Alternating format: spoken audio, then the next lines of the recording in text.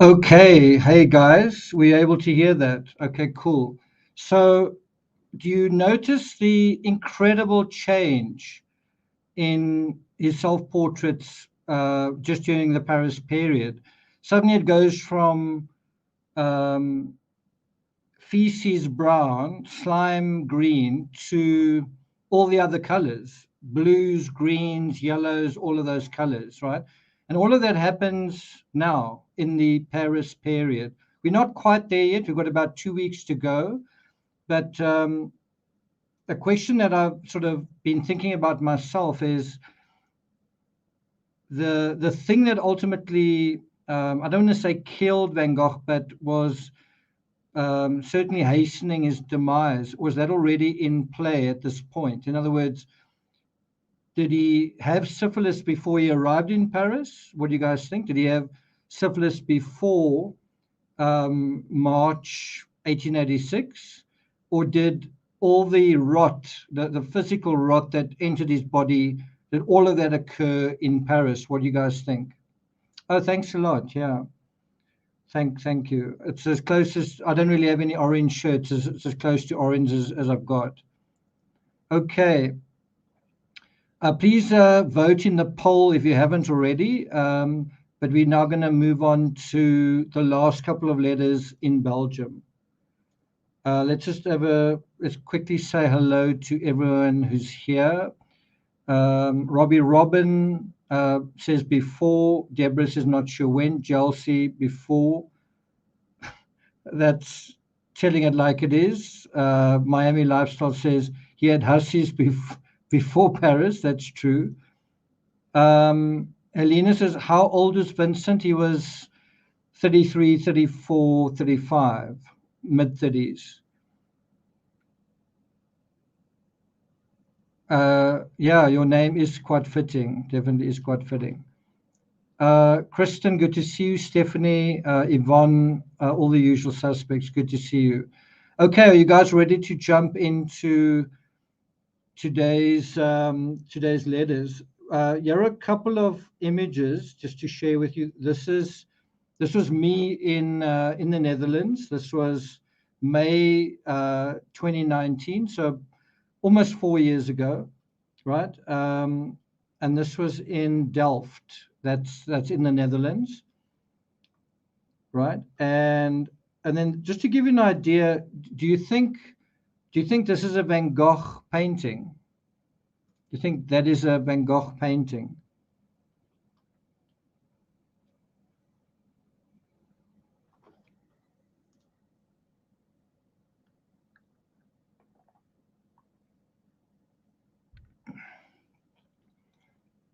So this, to me, looks very much like a kind of Monet.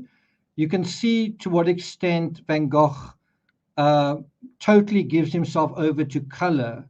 In this picture, there are very few browns. There's just it's like overflowing with color and overflowing with life, and you kind of get the sense that he's entering the summer of his own life during this period, don't you?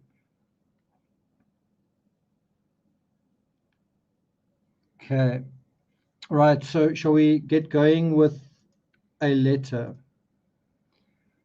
Right, here we go. This is the 14th of February, Valentine's Day, also from Belgium.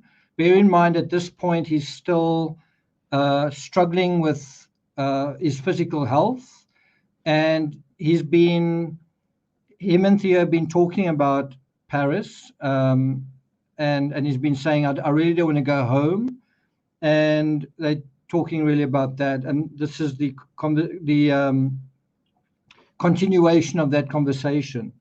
Dear Theo, I write you often these days, and I often write the same thing, but let it prove to you that I have one thing especially in mind, the necessity of entering that period of figure drawing.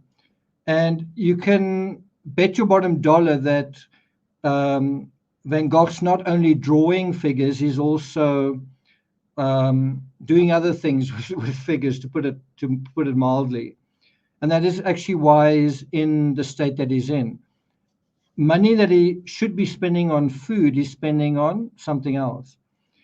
He says, and then it may be egoistic, if you like. I want my health restored. My impression of the time I've spent here does not change either. In a certain sense, I'm very much disappointed by what I've made here, but my ideas have been modified and refreshed.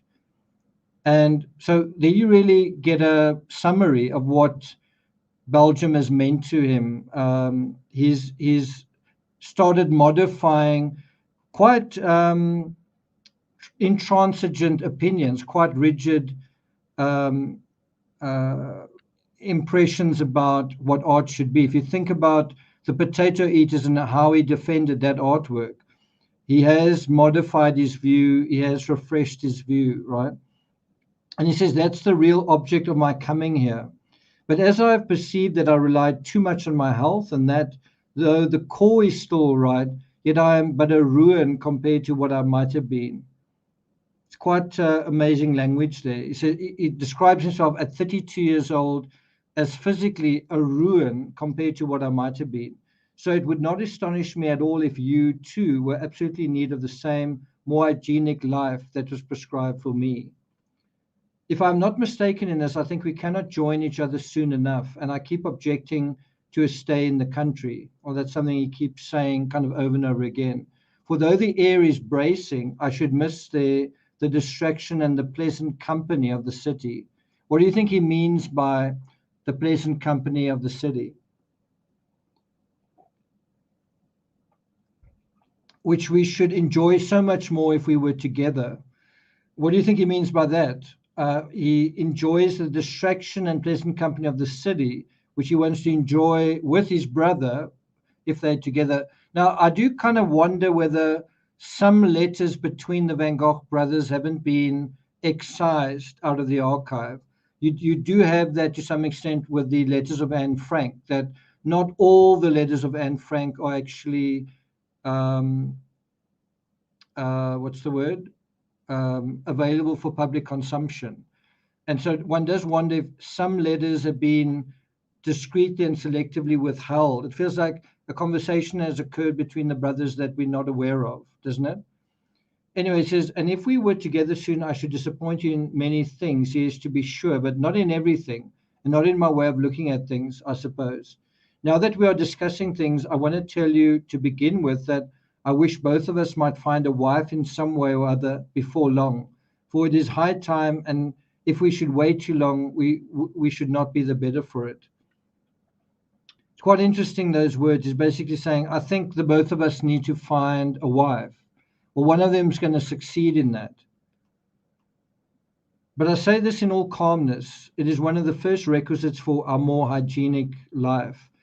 So can you see what he's really angling at? This is actually saying that to live a more healthy life, one needs to kind of be married. He's basically saying, in order to avoid certain illnesses and certain diseases, it's better if one is married.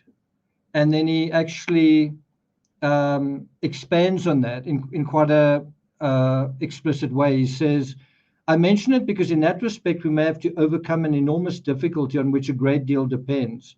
And herewith I break the ice on the subject. We shall always have to return to it. And in the intercourse with women, one especially learns so much about art. I think that's a very polite, genteel, sophisticated way of saying something else, isn't it? Then he says, it is a pity that as one gradually gains experience, one gradually loses one's youth. If that were not so, life would be too good. What do you think he means? Experience in what respect? Have you already read that preface to Chérie by de Goncourt? So can you see in the context of Van Gogh kind of loosening his morals, in the context of him indulging certain appetites, he's reading certain books about a woman, right? So they kind of go hand in hand. It's almost like someone watching a movie or playing a computer game and then having that impulse activated or triggered. he's having that same thing happen to him because of the books he's reading. And that's why you've got to look at the books he's reading in Orvez at the end of his life. His books aren't about how horrible the world is. It's about somewhat adventurous ladies, That's kind of what he's still thinking about. Anyway, he says, it is such a splendid idea that working and thinking together, and every day I find new proof of the theory that the main reason for such misery among the artists lies in their discord, in their not cooperating, not being good, but false to each other. And now, if we were more sensible in that respect, I do not doubt for a moment that within a year's time we should make headway and be happier. I'm not getting on very well with my work, but I do not force things, because in fact I'm almost completely forbidden to. Now, what I think is really interesting with this is, in a way, he's predicting his own future. He talks about the main reason for much misery is their discord. Well, is there going to be discord in his fairly medium-term future with Gauguin? Is there going to be misery among the artists? Because Dr. Gachet was also a wannabe artist. Was there going to be misery as a result of their discord, as a result of their not cooperating, as a result of their not being good but false to one another? Right? That's an incredibly ominous statement in this letter, based on what we know is going to happen. Do you agree with that? Justice Jane, good to see you here. Yeah, that's about it.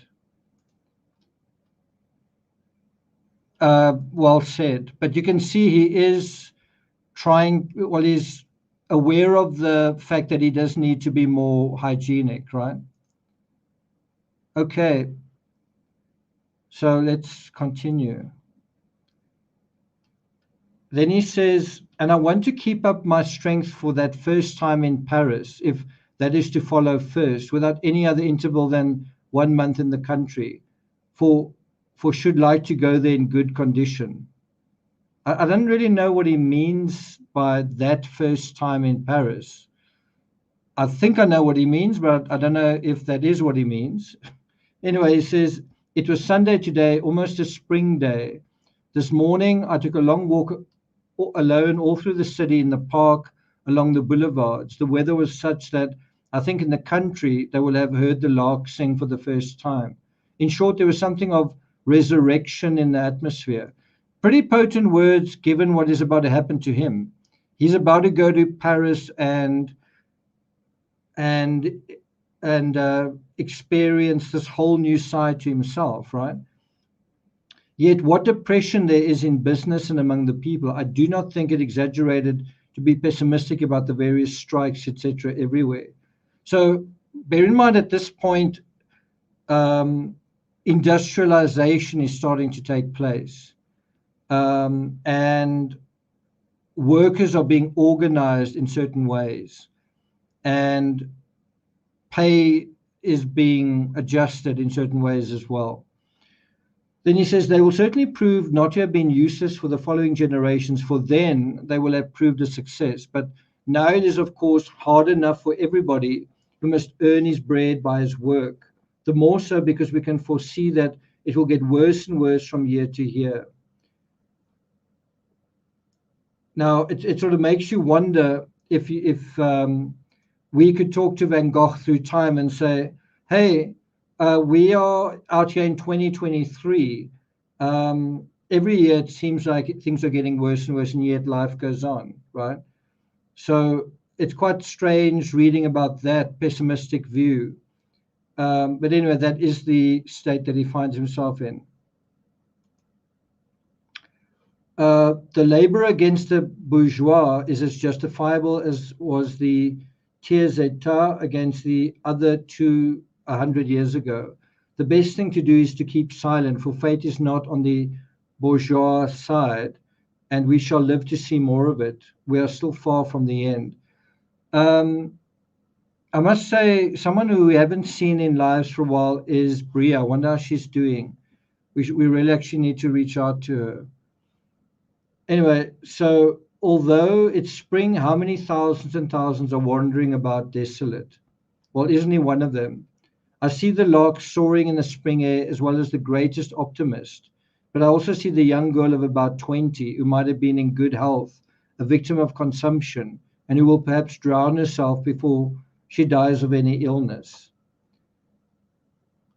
I don't know whether one needs to read a certain amount into that, because part of the theory in The Murder of Vincent van Gogh, the book that I wrote, is that a 37-year-old Vincent van Gogh was fatally attracted to a 21-year-old Marguerite Gachet.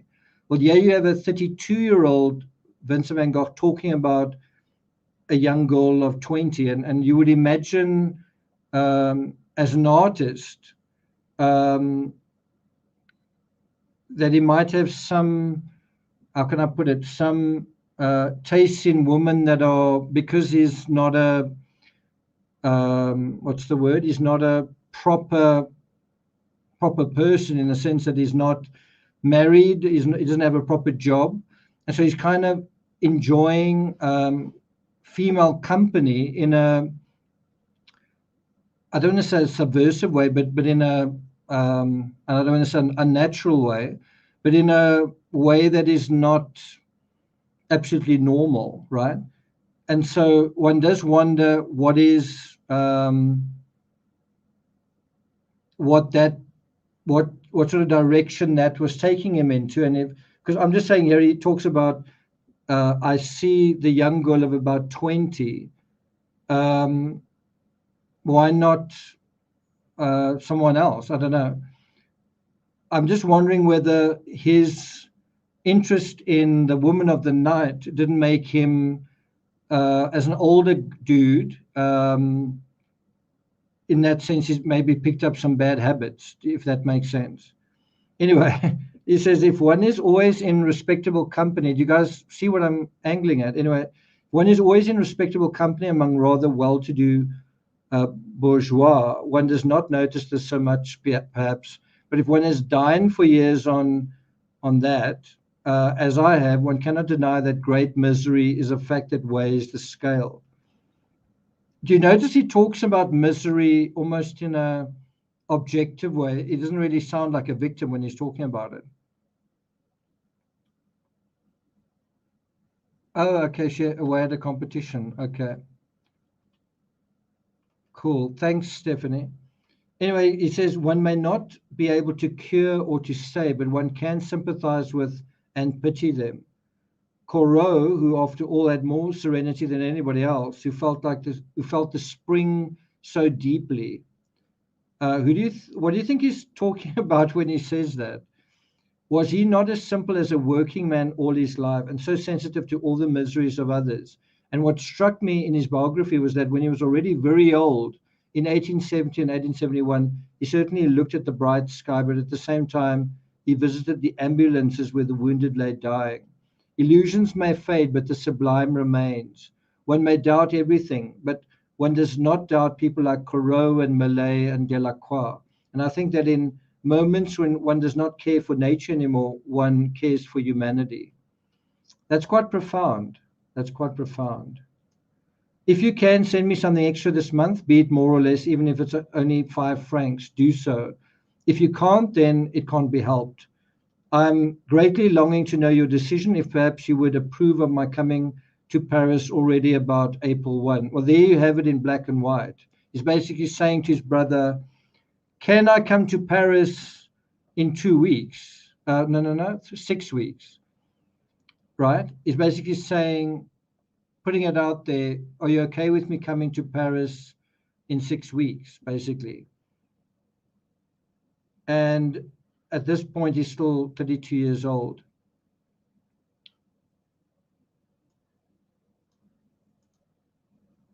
15 to 17 February. Okay, so we'll deal with that letter in a moment.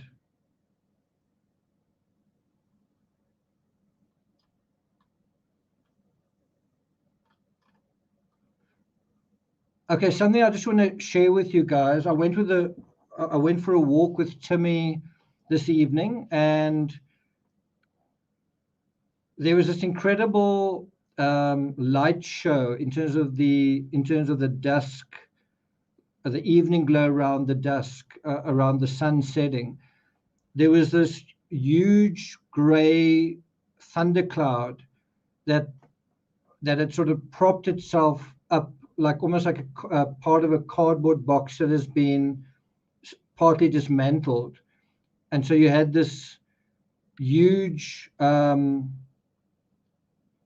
this huge massive of cloud, very vertical. It wasn't like a round bulbous cloud. It was sort of like this wall of broiling cloud, cumulus, and the sun was sort of setting behind this.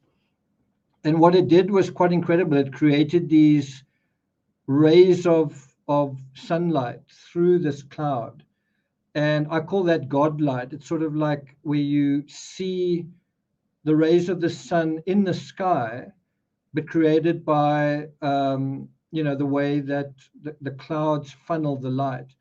And the odd thing about it was, typically in a situation like that, um, the sun shining behind a funnel like that, the light would go out like that. It would radiate outwards. And don't ask me how or why, but somehow the light shining through this bubbling wall of cumulonimbus was creating like a V shape of rays of light going like that. In other words, instead of radiating outwards, it was radiating inward. Um, and yeah, it was really quite exceptional. And that light changed as Timmy and I walked, and then as the sun kind of set behind it, it really looked um, like a kind of an orange pink, like long lines of orange pink, mostly orange, more orange than pink. Um, Long lines of that over the horizon, and then above that was this huge wall of cloud. And then in certain little fringes, almost like petals, you had bright and vivid pinks and purples and things like that. And that is exactly the kind of scene you see that is so powerful and compelling. You want to convey it to someone, you want to capture it, and words don't seem to do justice to it. I can explain to you what I saw, but is that really going to come close to you seeing what I want you to see?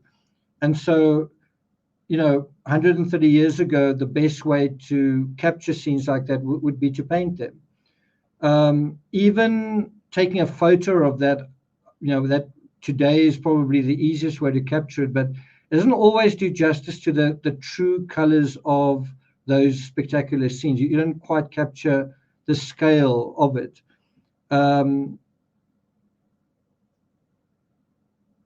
Yeah, so that was really quite something that we saw today. Could you paint it from memory?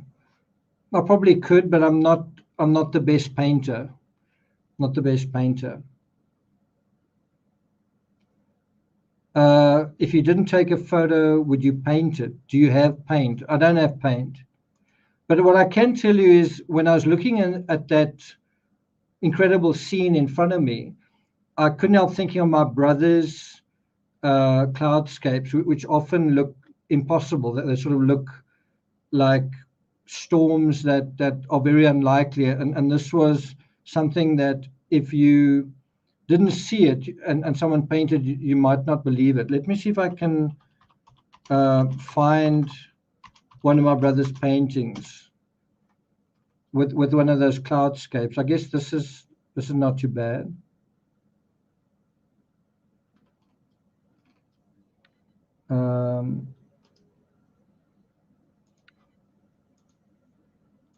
Can you guys see this? Let's do that. So this is a painting my brother did. That's actually not sort of sky that I want to show you. This is the one.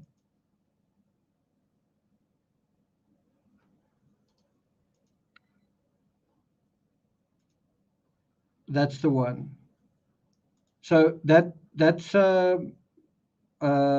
painting my brother did, and although the sky was far less misty than it is here, it was something like this. The sun trying to break through this wall of cloud. There was blue over here, but it's this kind of epic scene that doesn't seem believable until you actually see it, right? It's quite stunning, right? See if I can show you guys another one. Um,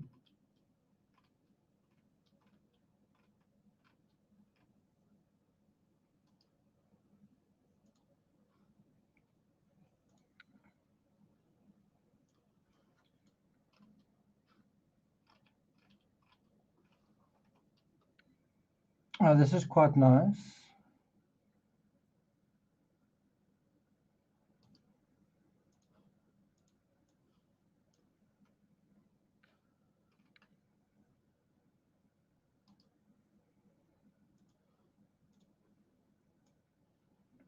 These are just sort of a couple of mountainscapes. Just trying to see if I can find a really good skyscape.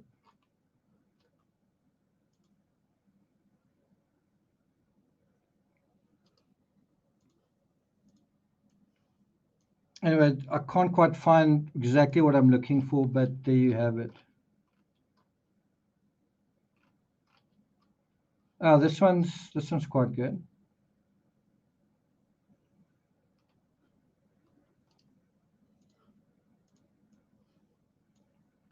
You can see that whole thing of the light trying to break through. And so it's not just a landscape, it's also what's going on in the sky. Okay, this one's quite good.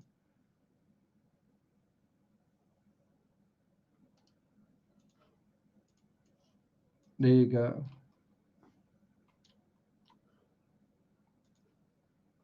See, you can't quite tell where the mountains end and the clouds begin.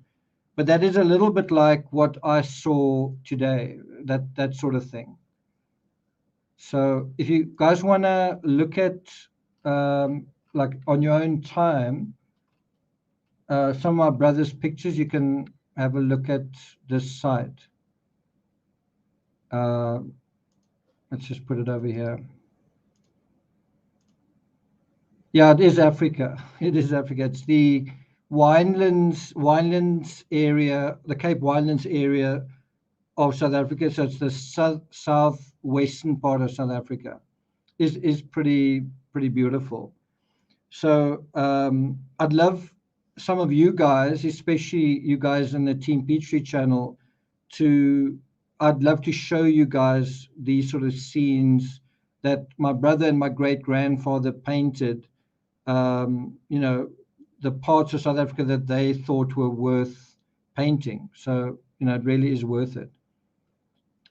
So I just thought I would share that with you guys. Where is Van Gogh letters? Um, okay, let's get back to that. Okay, dear Theo, of course, all my attention is concentrated on gaining what I want to gain, namely freedom of scope for my career. So there is a mission statement. Uh, Theo, this is what I want to do. I want to have scope for my career. I want to blossom. I want to grow, and that's exactly what he does do during this period. That means overcoming the obstacles instead of being buried under them. I've already told you that my health is very poor and that I shall have to act energetically to rebuild it. Further, I've told you that there's no reason for me to go and work again in the country for the first year. Is kind of repeating that over and over. I don't want to go back to the country. And he says it's infinitely better for my whole future to draw from the plaster cast and from the nude in the city. Yes, we know that very well. Must be on one's guard against a general fall in prices, diverse slumps, and consequently the rigidity of business routine these last years, or mustn't one? However, I don't ask you to have a fixed opinion about it. I don't have one either. One cannot predict anything with certainty in such a large field, so let's leave it at that. But if one analyzes from up close, one sees that the greatest and most energetic people of the century, it's quite a statement. It's not just like the most energetic people, it's of the century, have always worked against the grain and have always worked out of personal initiative. Can you see why Van Gogh is quite a special human being? He's not trying to fit in. He's struggling, but he's not saying he's not like Brian Koberg who's struggling to fit in. Van Gogh is struggling, and despite that, he's saying, you know what, I'm not trying to fit in, and that's fine. If I don't make money, that's fine. I'm on my own mission, and I've got my own sense of identity, and I've got my own sense of what I want to do. And if I succeed or not, that's fine because I'm on an authentic path. I know what I want to do, right? And he's very aware that he's going against the grain, and he's saying that's fine as well. I'm working on my own personal initiative. Do you guys agree with that? That his focus seems to be about money. You guys agree with that?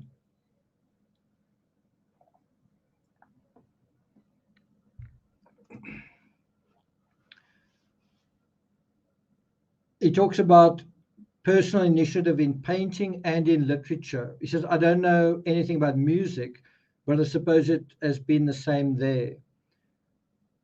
To begin on a small scale, to persevere, to produce much with small capital, to have character instead of money. There you have it.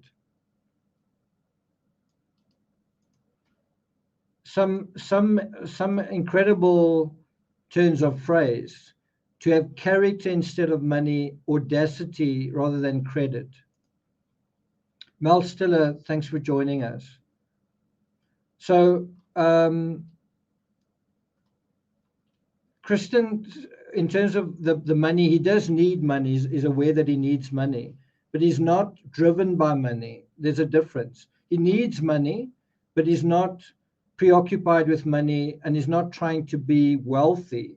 He's trying to create something meaningful. And if he has success as a result of that, great. If he doesn't, that's the way it is, right? He says, he wants to be like Millet, Balzac, Zola, de Concord, Delacroix. But to start a studio in Paris at once might not be so good as doing it after a year of study, for both for you and for me. Let me draw for a year at Corman's while you thoroughly investigate business conditions once more and the various opportunities. And then I think we may risk it. Because in a time of financial crisis like the present, money is what ammunition is to a soldier in a hostile country. Let's waste our powder. Again, I find it quite fascinating the way he. If you guys want to follow with me, I'll put a link in chat. You guys want to follow on your own screens. It's always quite funny the way he talks about it like it's a common situation, but he's getting money from Theo, certainly at this point. Don't let's waste our powder. It's actually Theo's powder, isn't it? Strictly speaking. Then he says, further, I've heard several fellows, both painters and ordinary people, complain, I've taken an expensive room to induce people to come to me, but since then nobody has come, and I myself do not feel at home in it. Still, I believe that for portraits, it is necessary to have a certain comfort in a studio. Otherwise, people who come to pose, they would get disgusted. Now, one of the things that Van Gogh does that's quite interesting is when he goes to Paris, he ends up buying quite an expensive mirror, right? In other words, he buys a high quality mirror. And what do you think he does with that high quality mirror? Why do you think Van Gogh cares about a mirror of all things?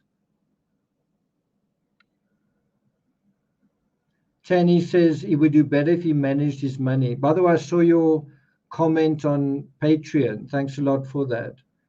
I think Tanny Vincent is getting very caught up in the Van Gogh letters.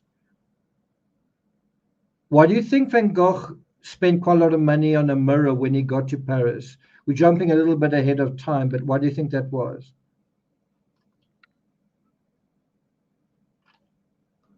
That's it, yeah, for self-portraits. And so being able to see himself clearly means that his self-portraits are so much better, right? Okay. It's almost like buying a cell phone that's a better quality, and so now you're going to take more selfies. You get some cell phones that seem to automatically make you look slightly better. Have you seen some of those? You don't like hit any filter, you just take a photo and it just automatically makes you look better than what you really do. So anyway, it goes on to say, but if one wants to start a studio, one must consider well where to rent it, where one has the greatest chance of getting visitors and making friends and getting known. Because of the primary necessity of drawing for a year, for the moment, the question of a good studio is quite secondary and anything will do. If we do it quietly and intelligently, I don't think this year of drawing would be a misfortune. On the contrary, we shall have time to consider everything at our ease and to look before we leap. If I came into Paris, so can you see all of this is plotting and planning a sort of artistic legacy, if you will, before it even happens. Vincent and Theo are sort of planning a kind of art,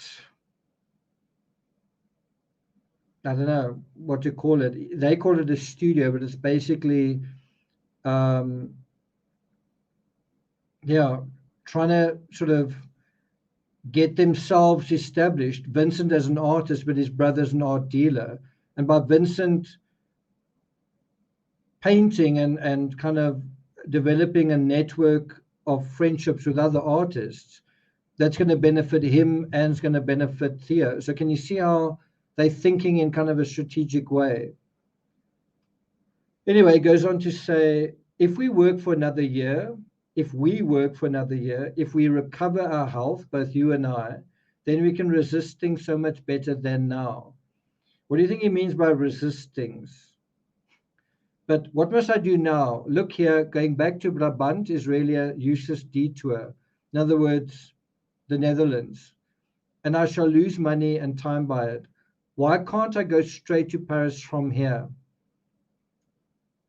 So this must be about the 10th time that he said this, if not more. He's just saying, I want to go to Paris. Can I come to Paris? And he's kind of asking his brother for permission. It says, if you like, I can go on working here till I leave. I tell you, I'm in such a wretched condition that if there is any money to spare, let me look after my health then, and then the rest go. For at home they can manage just as well with a hired man, even better perhaps.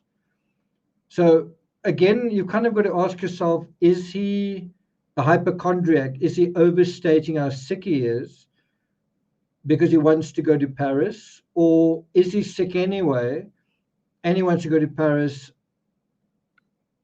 How much of that is true? Yeah, Theo does seem to be kind of vacillating a little bit. Theo seems to need a little bit more time to prepare for this and maybe to think about it. He goes on to say, if I do not take some nourishing food, I'm sure to get sick. It would not be my fault. And indeed, I should not care much, let come what may.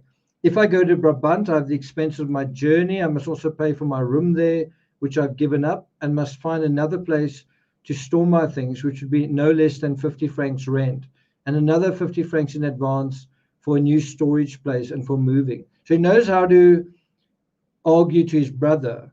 If I do this, it'll be really expensive. If I do this other thing, it'll be really not expensive. Which choice should I make? I should also be obliged to pay an outstanding color bill, and of course I should begin to paint there again. Now I thought that through force majeure, I am free to declare myself unable to fulfill these obligations for the moment, i.e., not to pay my rent there, but say, put my furniture in your attic, keep it as a security. I shall pay you when I come to get it. Then I need not rent a new place for storage. If I'm so weak as to spend money all the time, even though I cannot afford it, I do myself too much harm and make myself unfit for my work.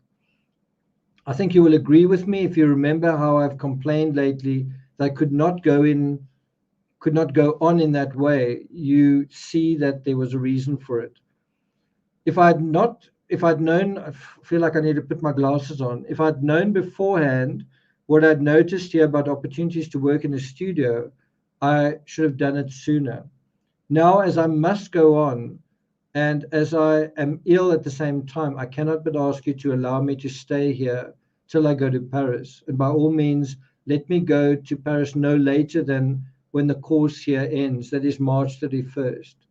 So he's already almost setting deadlines. He's saying to Theo, can I come to Paris on April the 1st? Right? He's starting to move the deadline, put the deadline in place.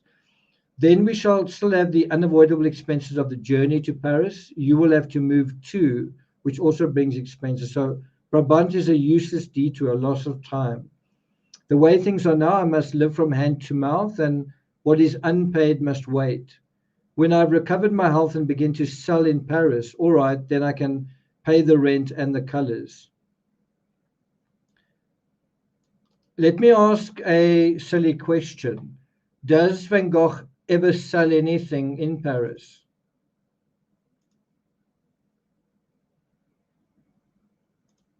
Yeah, so Stephanie says, I didn't realize that he was already so sick when he was painting his landscapes.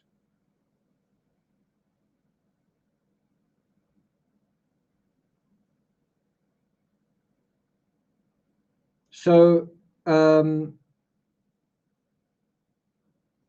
I just had a thought. I'm just trying to catch back onto the thread of that thought.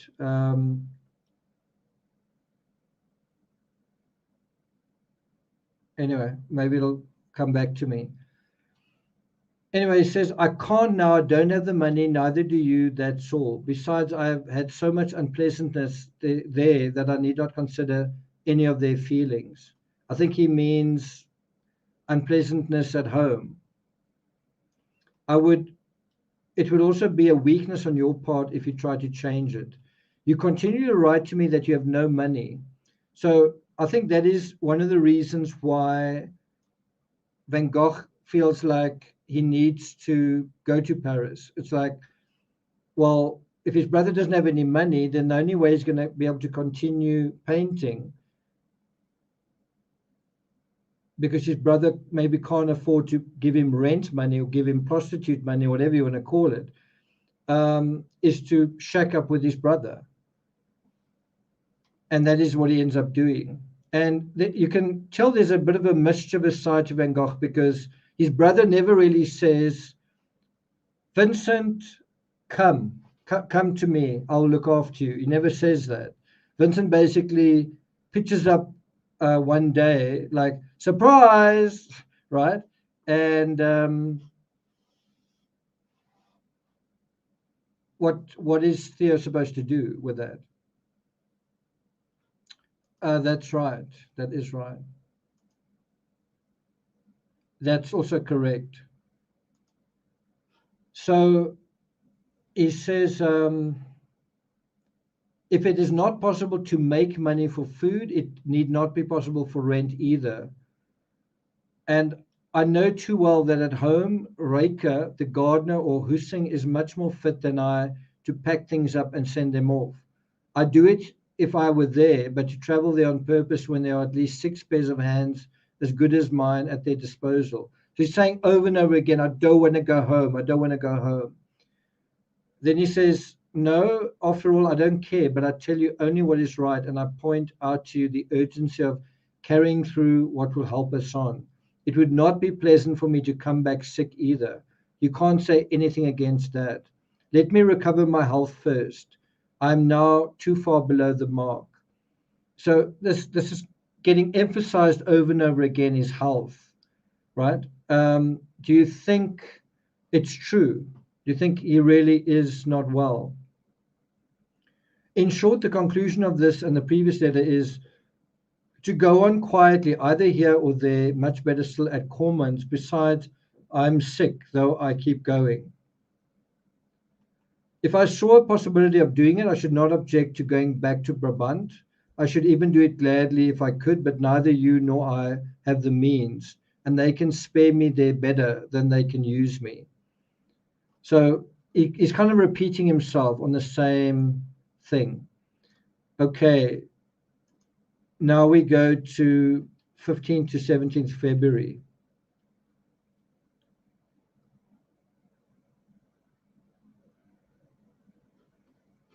Okay, let's do that. If you guys want to follow, you can use this link.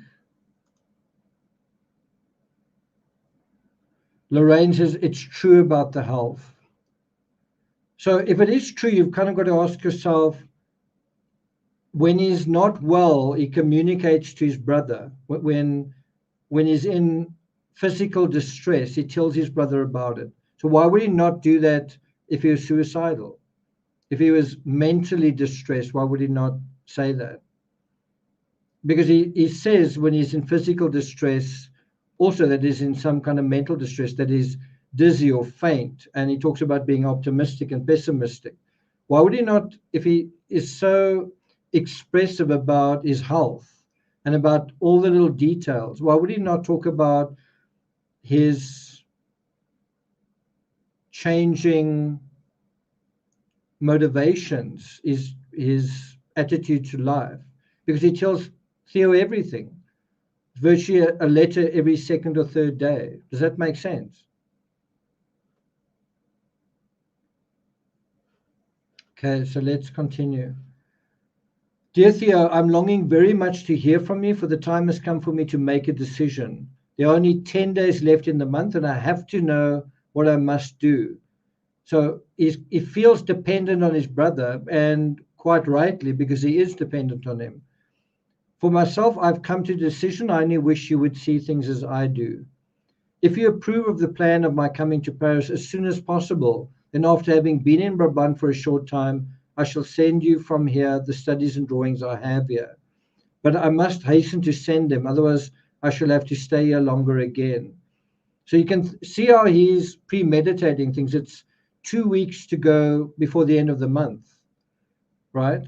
And he's already thinking about the end of the month, because he's thinking, do I want to pay rent for the next month when I could get the hell out of here, right?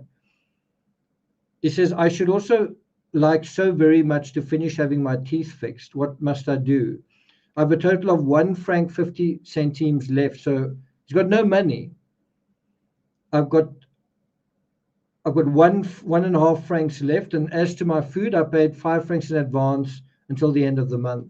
In so many ways, it would be such a good thing to change soon.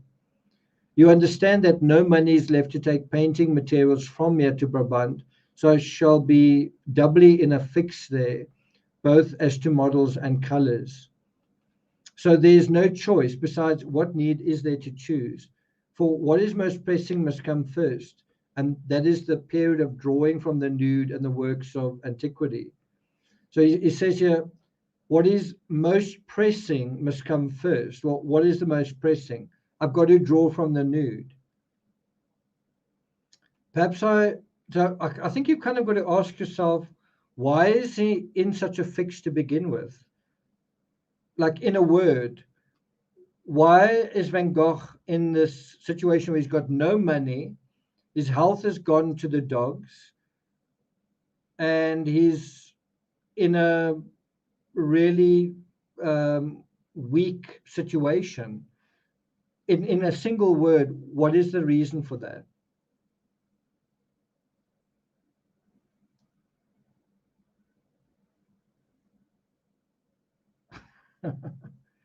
Well, that's a couple of words. No, it's one word. Let's see who can find it. Robbie Robbins says he must paint. No, well, it's irresponsible, but in what respect?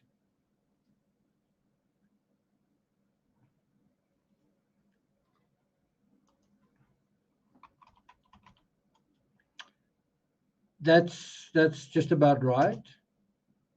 The answer is woman, right?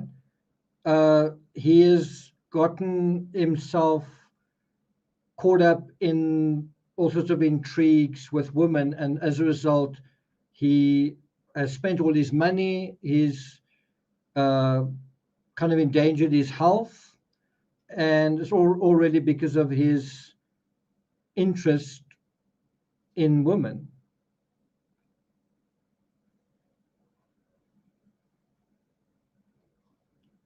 Okay, let's continue. Right. He says, perhaps I write you somewhat abruptly, but things must not be put off. For the rest, it is only natural that there cannot be any objection to finding a garret in Paris at once on the very first day of my arrival. And then I can go and draw at the Louvre or the École des Beaux-Arts so that I shall be quite prepared for Cormon. So don't let's hesitate or take too long to decide. You can see he's pushing his brother, he's pushing him, he's prodding him. We must put our shoulders to the wheel. Let's do it. Um, that that that's an idiom, right? That's a Dutch idiom. Put your shoulder to the wheel. It comes from that whole idea. I guess if you're a farmer or if you're a pioneer, if you've got a wagon and you're trying to get that wagon moving, maybe the wagon's kind of gotten stuck, then you literally do press your shoulder against the wheel to try and get the wagon over a stone or something. That's saying put your shoulder to the wheel. We also have here in South Africa in Afrikaans, sit your skouer, what? Sit your skouer teen die wiel. It means put your shoulder against the wheel. It just means show determination, try harder. That's kind of what it means. But it's quite a strong visual metaphor, right? Then he says, if we ever want to do some good, we may be sure that more and more things will depend on quickness and resoluteness of action. And as notwithstanding all the trouble one may take, nobody can be sure of the result of this undertaking. There can be no harm in some daring and energy. So he's quite a good lawyer. He's sort of making all these statements that I need to move, I need to take a risk, I need to be energetic, I need to do. And all of that basically means, Theo, I'm coming to Paris. All of these statements are basically, Theo, be prepared, I'm on my way, right? That's kind of what he's saying. Yeah, it's a lot like that. Also like that. Carol, thanks for that. Thanks for that feedback. So, if it were at all possible, I should like to have that job on my teeth finished this month. I should like to pack up my studies and send them to you, and then leave here on the last of this month or even a few days sooner. So, can you see how he's already shifted the goalpost? It used to be the end of March. Now he's saying the end of this month, or even sooner than that, but not stay on into March on account of the rent. Would this be possible? Then I can help them to pack up at home if it should be of any use to them. And if I can paint or draw a little here, so much the better. But the sooner and the more energetically we go through that period of drawing in Paris, the better it will be for the whole future.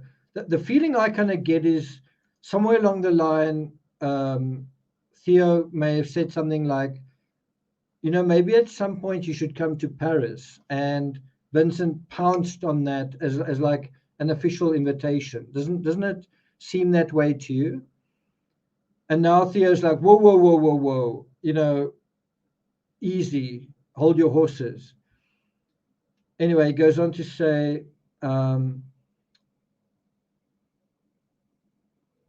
even if I I feel even the little I did of it these last few weeks here has been of use to me.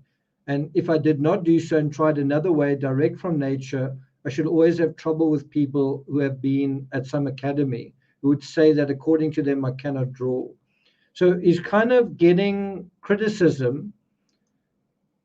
Vincent van Gogh is kind of getting a criticism that he can't draw, right? He says, I do not know definitely yet how things will go with me here at the academy. I think I wrote you recently, didn't I, that they absolutely picked a fight with me. So he's bickering with his fellow students and maybe lecturers. And isn't that part of the reason why he wants to get out of Dodge? Because basically, wherever he goes, he argues with people. And you're going to see that he's going to argue with Theo as well. And he's going to argue with Gorgar as well. He's going to argue with Gachet as well. He argues with everybody. He argues with himself. Yesterday, I heard that Siebert, the teacher, had said to somebody that I had a good idea of drawing and that he had been rather too hasty. So you can also see that he does care what other people think about him as well.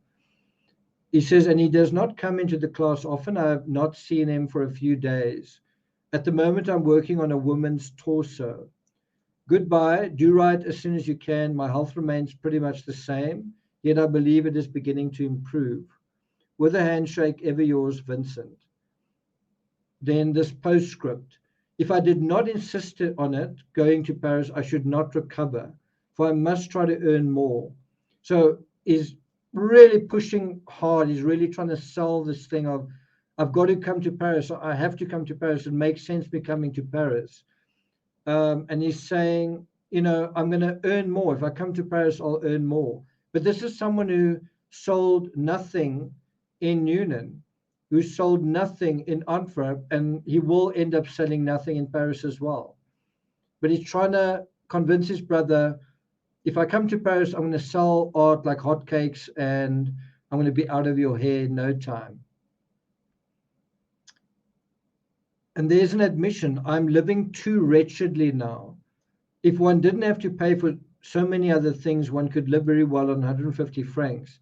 But now there are too many things to pay for. What do you think he's paying for? What do you think a lot of that money is going towards? After all, my health is improving and it will come out all right. Okay. 18th February. So basically the very next day.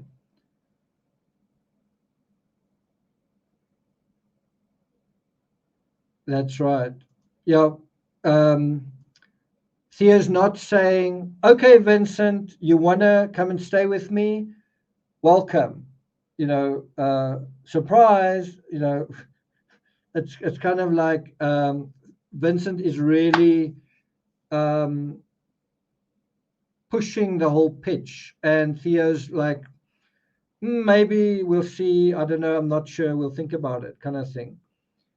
So anyway, let's deal with this letter. Dear Theo, at the moment that all my money is gone, absolutely gone, I write you again. Again, where do you think his money is gone? Why do you think his money has gone? And I think it's a combination of a couple of things. Woman, but also the teeth. Fixing his teeth has cost a lot of money.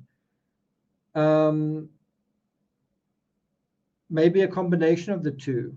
Woman, painting the nudes and so on, and then also going to the doctor and going to the dentist. He says, if you can send anything, even if it's 5 francs, do so. Can you see how desperate he is? There are still 10 days left in the month, and how am I to get through them? For I have absolutely nothing left, even at the baker's, nothing. I know only one thing, that everything decidedly points to my not acting otherwise than I wrote you, namely, to my not postponing going to Paris. I mean, if Vincent is one thing, is someone who can chew your ear off.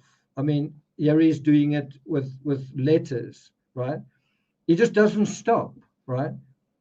For the rest, you'll notice from the last work, which you have not seen. Now, do you notice in none of these letters do you see sketches? In none of these letters do you see that he's painted something. In none of these letters is there really a description of, I saw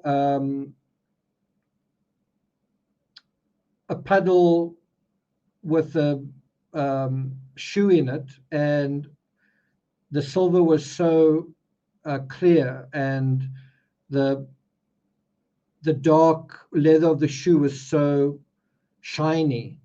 None of that. It's all money, and I must come to Paris, and I don't have any money. He says, I will send you the drawings from the works of the ancients. That is unusual work for me, and I shall improve. Like the torso of a woman that I finished today. Well, so guess what he's doing? Guess what he, of his own accord, he is doing? Well, he's painting women's torsos. It is more distinguished in modeling and less brusque than the first ones, in which the figures remind one involuntarily of peasants or woodcutters.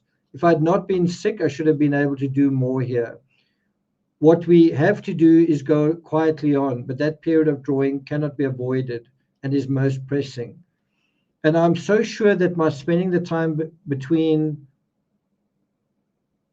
on nothing but drawing will help me at Corman's. Whatever sort of man Corman may be, he will be like the rest in that he will not have much time. It's kind of repetitive. All of this is just saying the same thing over and over again. Whoever wants to learn from those people must start by bringing along as much positive knowledge as possible. He says, so let's act wisely. They care a little for outdoor studies, but not much. And the people who have been in Paris all say the same thing. So he's clearly being influenced by people that have come from Paris. He's in Antwerp, in Belgium, and he's clearly being influenced by people that he comes across that say, jeepers, you need to go and check out what's going on in Paris. Things are nuts there. There's so much going on in Paris. And so he's thinking, jeepers, Paris is just around the corner. I wish I was there. Let me just see if I can get the exact distance. Antwerp to Paris. I've traveled this route myself. It is only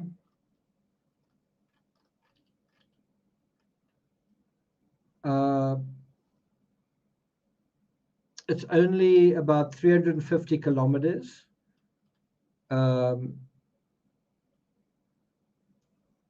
Or about 3 hours by train, 4 hours by train. Well, that's modern trains. So you can see Paris really isn't that far away. And that's where he wants to do. That's where he wants to be. He wants to just quickly go down the road to Paris.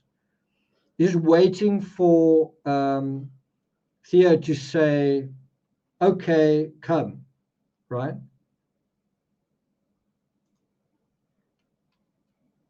Do you notice how the word nude comes up in all of these paintings, in all of these letters? You hear over and over again, I'm painting a torso, I'm painting a nude. There he says it again. At Corman's, I suppose I shall have to paint a nude figure from nature, right? I don't want to paint from a cast. I want to paint it from nature as a test. And the better I know the structure by heart, the more and the better he will be able and willing to tell me things. For the rest, okay, Timmy, do you want to come up here?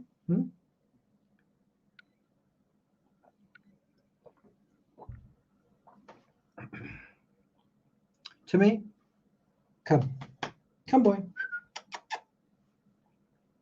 Do I have to pick you up? Okay, Timmy wants to say hello. Timmy's definitely become a little bit of a more of a less social dog after he was basically attacked by Alsatians, and now he's a little bit more of a loner.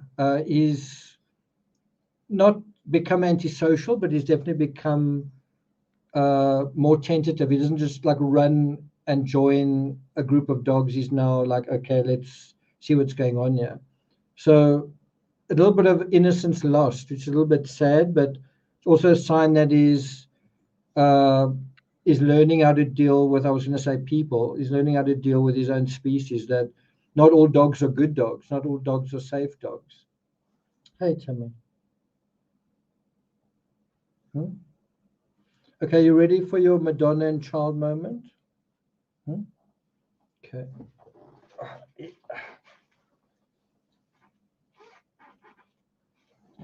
It actually needs another shave at some point.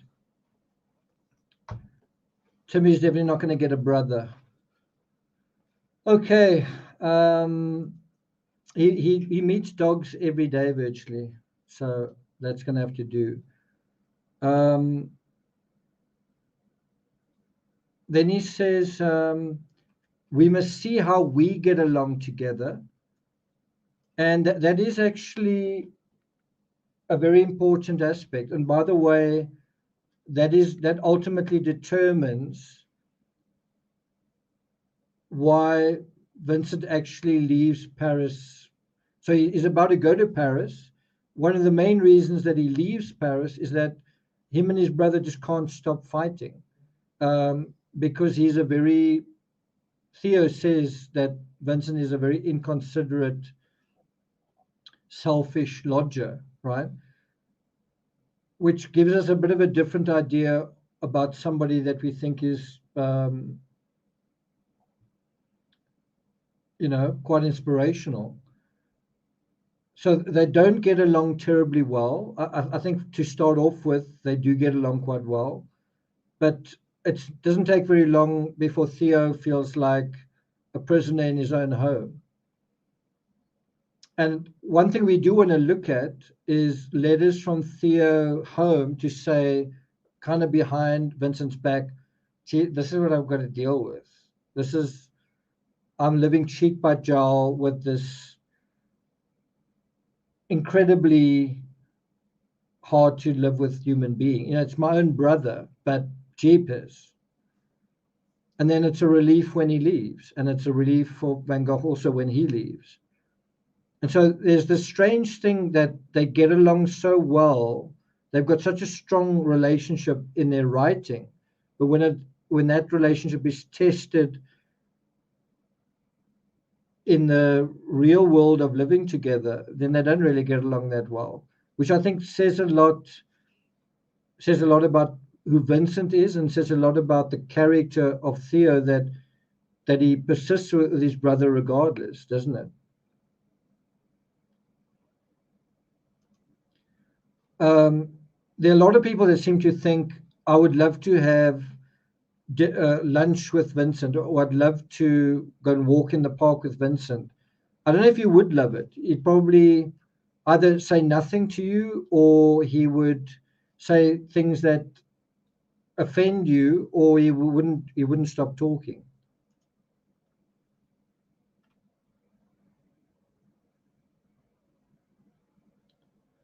I think that's very well said, Stephanie. By the way, let's have a look at the poll. Have you guys voted in the poll? Where do you think you could find a where do you think Starry Night is? Where do you think you could find that? So 12% say London, 32% say New York, 26% say Amsterdam, 29% say Paris. So it's between New York and Paris. Okay, well, I'll tell you what the answer is to that at the end of this. Make sure you vote in that poll if you haven't already. Where do you think Starry Night, the Starry Night painting is right now? Is it in London, New York, Amsterdam, or Paris? Paris is up to 31%, so we'll come back to that later. Okay. Okay, so let's go back to the letter. So he says, I hope we shall get along, but if not, then we should know something more about it if we had had a few months' trial. And as to my going straight to Paris, I tell you it'll be less expensive for you, for what with traveling to and from, and so it's the same thing. I want to go to Paris. I should go to Paris. It'll be cheap if I go to Paris. If we can manage with the money, so much the better, then we shall not be so hard up. Don't be offended if I too calculate for once what is possible and what is not. So now he's kind of doing some arithmetic, some accounting Bear in mind, it's kind of his brother's money on his brother's behalf. Then he says, I'm rereading Bracamon's book and I find it more beautiful each time. What did he write? See if we can. It's not the Three Musketeers. What is it? Bracamond. Marie Bracamond was a French Impressionist artist. She was one of 4 notable women in the Impressionist movement. So have a quick look at what Wikipedia says about this. So there she is. She received limited instruction from Jean-Auguste Dominique Ingres and advice from Paul Gauguin, which contributed to a stylistic approach. Interesting. She married the printmaker Félix Bracamond, who helped popularize Japanese art in France. We know that he was very into Japanese art. Is there anything about a book here?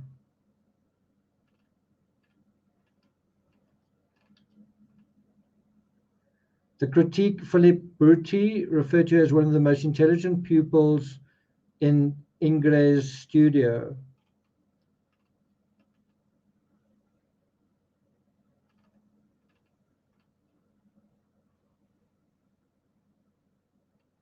So you can see he's taking some inspiration in how to be an artist from other artists. You know, start a studio and do this and do that. Is there anything about a book? That's pretty incredible, isn't it? Look at that.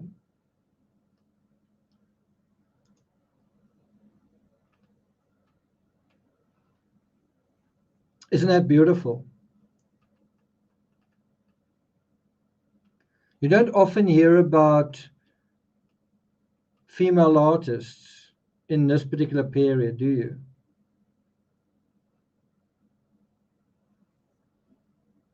Okay.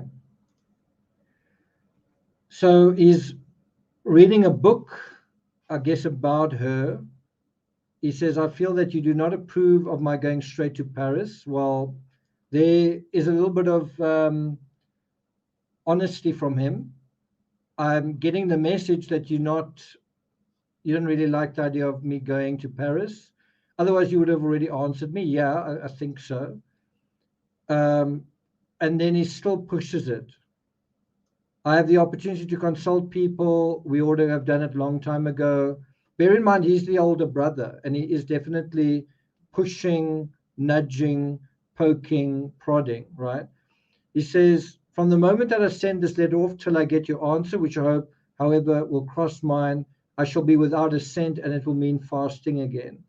Putting a lot of pressure on Theo. Well, let's hope we shall be together again and that the worst will be over. Goodbye with a handshake. Ever yours, Vincent. And then this postscript. I do not trust the people whom I live with. So if you send a letter with money in it, as you did recently, it is safer to have the letter registered. Quite a strong statement, but you kind of get the sense that he is also quite desperate. Then he also talks about reading another book. So he's at least reading during this period of strife. Okay. Now from 18th February to basically the next day. Dear Theo, I tore up a letter I'd first written you. That's why you will get my answer somewhat later. I begin by thanking you for the 50 francs, which I appreciate, as I do everything you do for me. But as I began to say, your letter disappoints me. Thanks for the money, but I find your letter disappointing. What do you think he's disappointed about? Erin, good to see you. Thanks for joining us.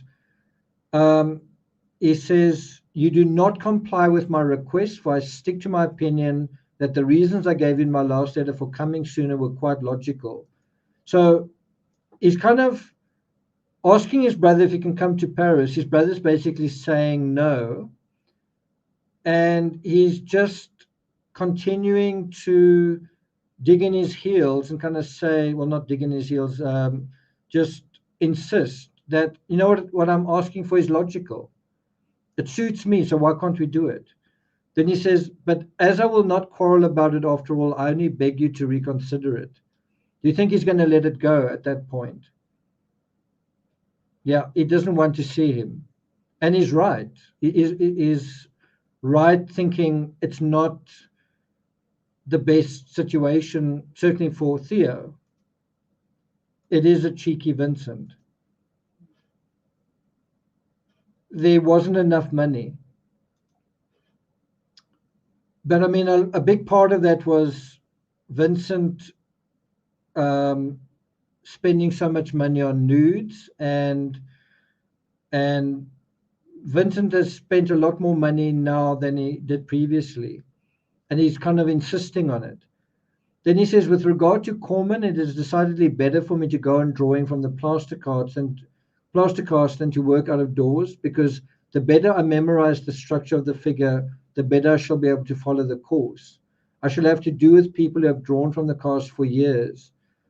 If I do it for months, it will not be too long. I am perhaps more daring in dashing things off and in grasping the whole than many others, because I've always worked from nature. I must say, I've never found Vincent's portraits particularly good. When he draws little figures in a field, I find them not very good either. I personally find his landscapes, bear in mind his self-portraits aren't too bad. But I mean, think about some of his most famous paintings, besides the portrait of Dr. Gachet, aren't portraits.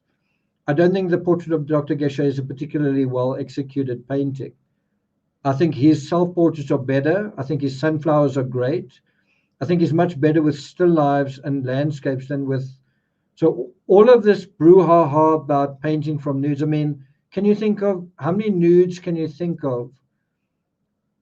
How many paintings of women can you think of that are memorable from Van Gogh?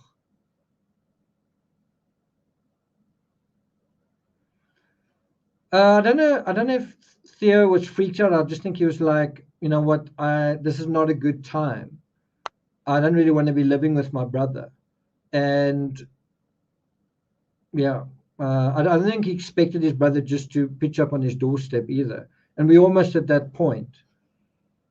Okay, so then he says, the sooner I do that, the sooner I'll be able to profit from working at Corman's. Well, that's never going to happen. Anyway, then my health. I do not eat when I'm working outdoors, and I cannot get well, for I frequently relapse. My health is far from being what it ought to be. He's kind of pushing that as well. I'm not well. I'm not well, right? And you can imagine it's what he wants to hear is from Theo is, oh, are you sick? Well, come here, and then all the pressure's off you, and you'll be okay. Oh, okay. Oh, must I come to you? Okay, I'll come to you. Then he says, now as to the expenses, I believe it will be pretty much the same. So just think it over again. We must act, for we must put our shoulders to the wheel. It's not the first time he said that. And you note how he starts the letter, where he says, I don't want to quarrel about it. But that is what he's doing. Is what this letter is. Then he says, I have a comrade, an old Frenchman, and I painted his portrait, which Whaaaat approved of, and which you will see. The winter was even worse for him than for me, and the poor devil is much worse off than I am, because his age makes it very critical. Today I went with him to the same doctor who I had been to myself, and probably he will have to go to the hospital and undergo an operation, which will be decided tomorrow. At last I had persuaded him to do it, but he was so nervous about it that it took a long time to persuade him to go and hear his sentence. He knew that it was going to be rather serious, and he dared not entrust himself to the hospital doctor. I wonder what will be decided. It is possible that for his sake I shall stay a few days longer in March.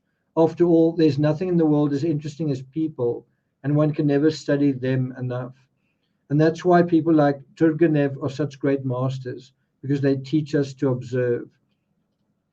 The books of today, since Balzac, for instance, are different from all that was written in the preceding centuries, and perhaps more beautiful. I am longing especially for Turgenev, because I've read an article by Daudet about him, in which both his character and his work were analyzed very beautifully.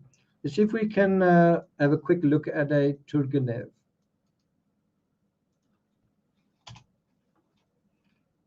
Okay, well, that's a Russian novelist. What did Turgenev believe? He believed, well, he lacked religious motives. He was considered to be an agnostic.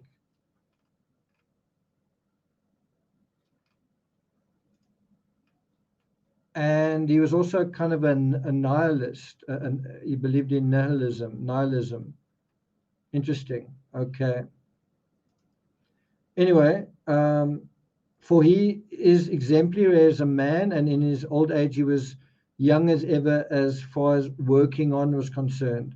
For he was dissatisfied with himself and always trying to do better and better. Goodbye, but think it over carefully. It would be such a relief if you could see this matter the way I do. And I should not consider it so much if I did not think it necessary to continue drawing from the casts without interruption, especially with regard to June. Well, right soon. I would much rather paint something else, but as a practical matter, it cannot be avoided. With a handshake, ever yours, Vincent. Because I think that after all, my stay in Antwerp has been useful to me. I believe that we must go straight on.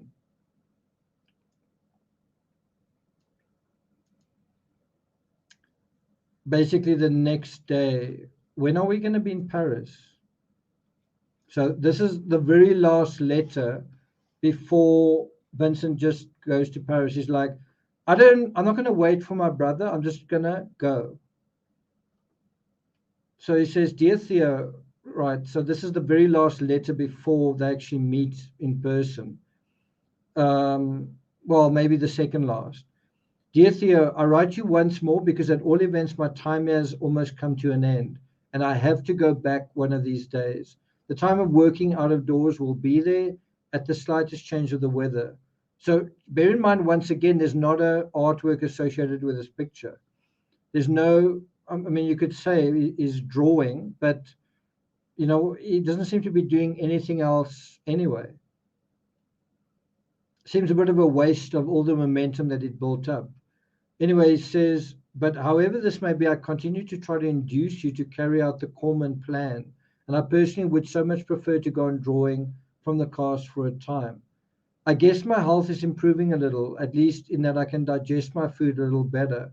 But it always remains unsteady and it varies from one day to the next. I finished another drawing from a cast, and since I wrote you that the teacher had let me know indirectly that it had not been his intention to offend me, there's been no further trouble between us. And he even said that today's drawing hardly needed any correction of the proportions and none at all of the tone. So I almost dare to hope that I shall also manage to get along with Corman, whatever he may like, and that makes me long the more to be there. Well, if I may have some luck with my health, I hope to make some progress this year. I also continue to believe that I shall be able to find some work, though I have not been lucky in that respect. But my time has been taken up almost completely by my work at the academy. From what I hear, I infer that what the fellows happen to sell is always portraits. There is said to be a fine exhibition of Impressionists in Brussels. You see, since I've heard and seen here how the other fellows who concentrate on the figure manage, and you see they all have more to spend than I. They've always made use of models at some studio in the city. And at the same time, one has some intercourse with other fellows. That's just interaction and can see how they work. And I can't help thinking all the time that perhaps we ought to have taken that measure 2 or 2.5 years ago. That much more reason not to put it off any longer now. After all, Antwerp has pleased me very much. Of course, I wish I'd arrived here with the experience I have now at the moment I leave. But if that were possible, things would be easier, and one always begins everywhere by being a greenhorn. Ain't that the truth? But I hope to come back to Antwerp sometime, for life is rather free and artistic here. So he's already talking about coming back to Antwerp and hasn't even left. If only one looks for it more than anyone else, perhaps. Then one sees all kinds of people, English, French, German, and Belgian, and that gives variation.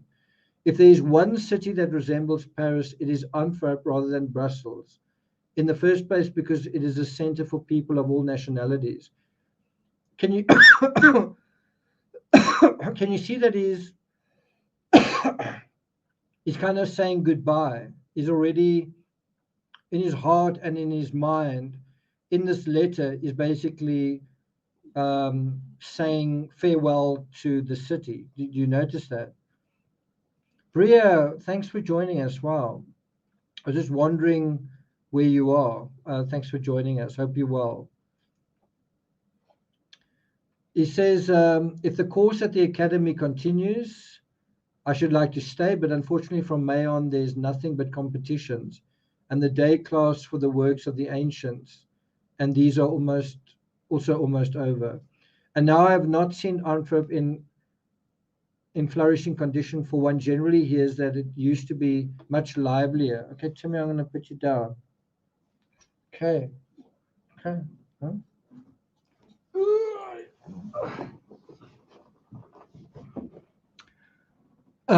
And then he says that now it is depressed by two crises at the same time. The first place, the general one, and then in addition, the after pains of the exhibition in the shape of numbers of fraudulent or common bankruptcies.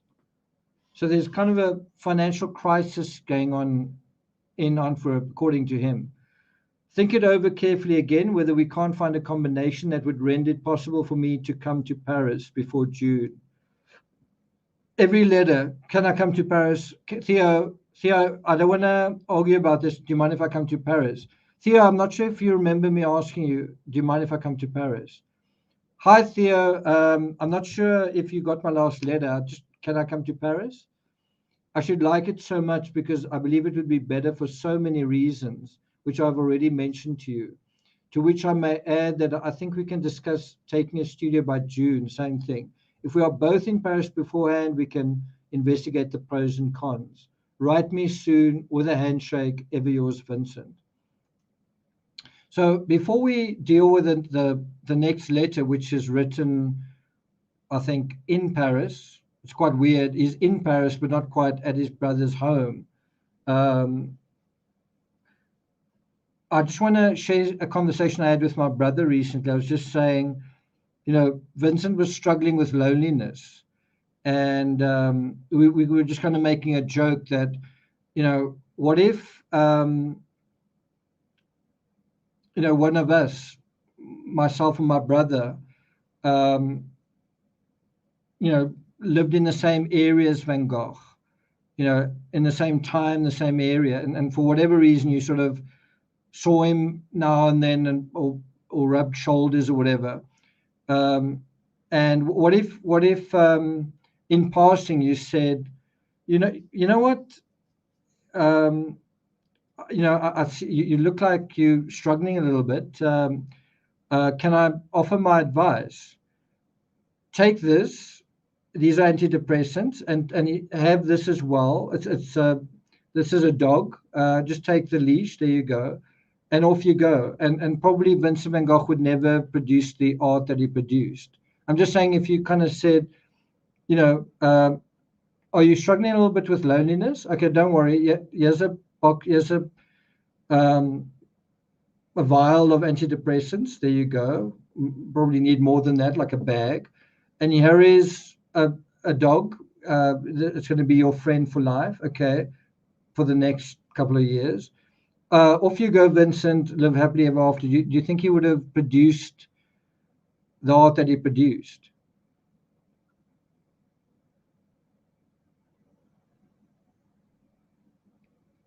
Or did he need that loneliness to distill, what is going on? So before we go to Paris, I want to share with you some of the art that he produced in Paris.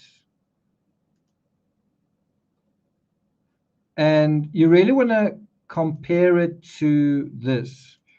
This was kind of his original style. Do you guys agree with this? That was his kind of original style. And this is actually quite a colorful picture as it is. But brown, gray, not much going on, right? That was his kind of original style. But once he came to Paris, look at how it changes.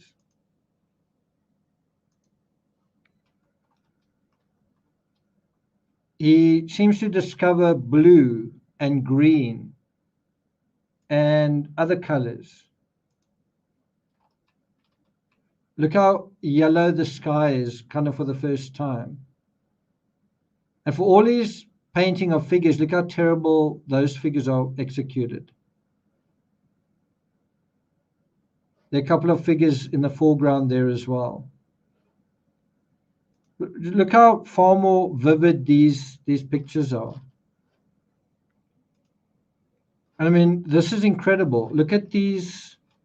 Look at how feverishly colorful this is. I mean, if you wanted to, could you make a picture more colorful than this?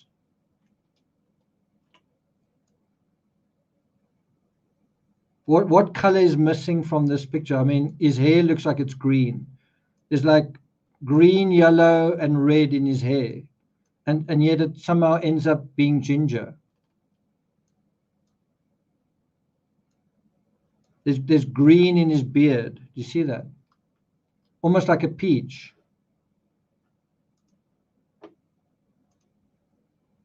Here are some other colors that sort of correspond to the Team Peachtree colors, orange and green. Orange and green.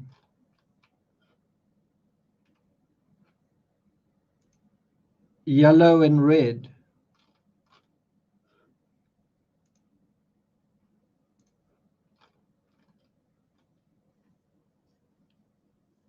Pink and yellow. A lot of yellow.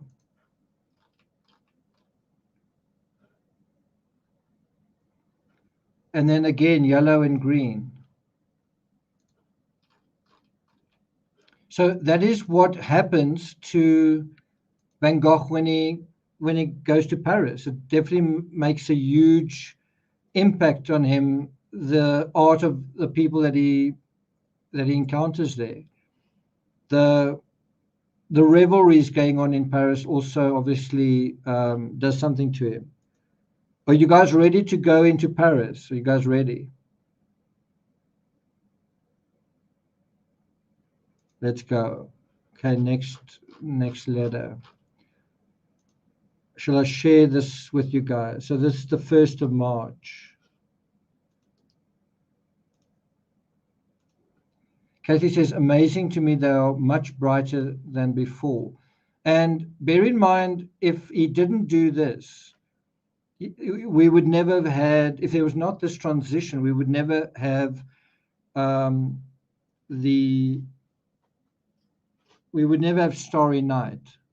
If he didn't come to Paris, so you might say, Vincent, please stop pestering your brother. But if he didn't allow this thing that was taking hold of him to take hold of him, then he wouldn't have continued to transform as an artist, and we wouldn't have this incredible picture today, right? What you see behind me is the beginning of, look at those lines behind me on the building and the lines in the sky. Those lines are repeated here, yellow lines as well, right? See that? And so if he didn't go to Paris and irritate the crap out of his brother, then we wouldn't have Starry Night today. That process it was important that process played itself out, right? Okay. So very short letter. My dear Theo, don't be angry with me for arriving out of the blue. I've given it so much thought and I'm sure we'll gain time this way. So you can see Vincent can be quite rude, quite arrogant, quite mischievous, quite naughty, quite inappropriate, right? He's basically just imposing himself on his brother. And it's not just an imposition. His brother's going to have to pay. It's like, hi, okay, can you give me, now I can ask you directly for money. Now, if he was so sick Do you think he would have gone to Paris if he was so sick? Like, he was so sick that he couldn't do anything. Do you think he would have just gone to Paris the way that he did? Anyway, he says, I shall be at the Louvre from midday onwards or earlier if you like. Please let me know what time you can get to the Salle Carré. As far as expenses are concerned, I repeat that it won't make much difference.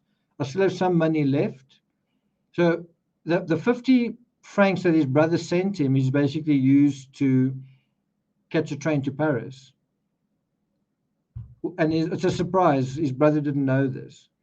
I still have some money left, and I want to talk to you before spending any of it.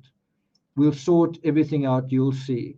So come as soon as you can. I shake your hand. So Vincent has basically arrived in Paris, sent a letter to Theo, who's still at work, and that's the situation. And I think I get the idea that he's waiting for his brother at an art museum or something like that. So he didn't really literally arrive at his front door.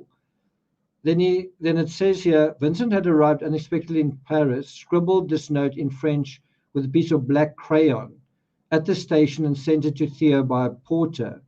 Theo had wanted him to wait till June when he could rent a larger apartment. So yeah, you get a sense of Vincent who's impatient, Vincent who is kind of argumentative, Vincent who is selfish, Vincent who's single-minded. Now, if Vincent can treat his own brother like this, what do you think he's going to treat Paul Gauguin like when he does what he wants to do? He stayed with Theo in the Rue de Laval and moved with him in June to the Rue Le Pic. That is that's where that's the door that I went to when I was in Paris.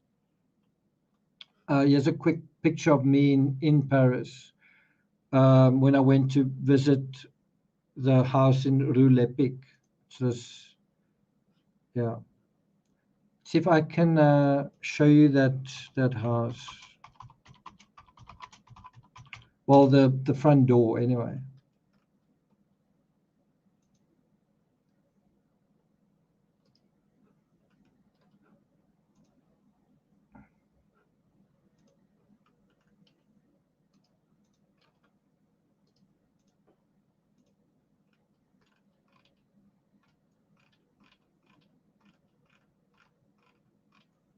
So this is some of the art that he produced from there, from that address. You can see that over there. This is the actual, maybe it's easier to see this version of it.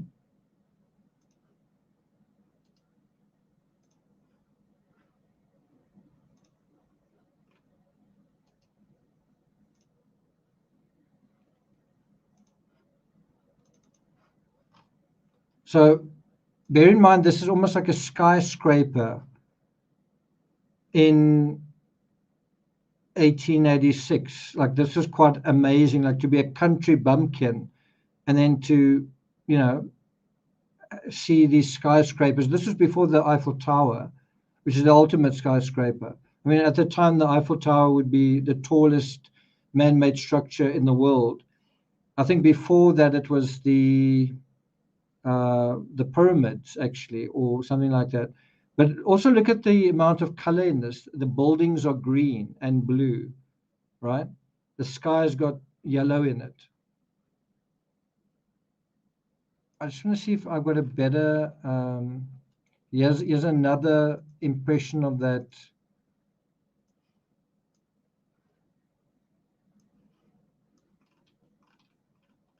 Another sketch. And here's another one. It's quite true to life, I think. Not terribly vivid. That must have been fairly early. This is 1886. Yeah. So before he'd really discovered color, he's starting to discover it. Not much going on in the sky. Anyway, I thought I'd just share that with you guys. Okay, so let's go back to. So watch how the time jumps now. Because he's with Theo, he doesn't really need to write to Theo anymore, right? So watch how the time jumps. 1st March 1886. and this is now a letter on the 17th of March from Andres Bonga, who is the brother of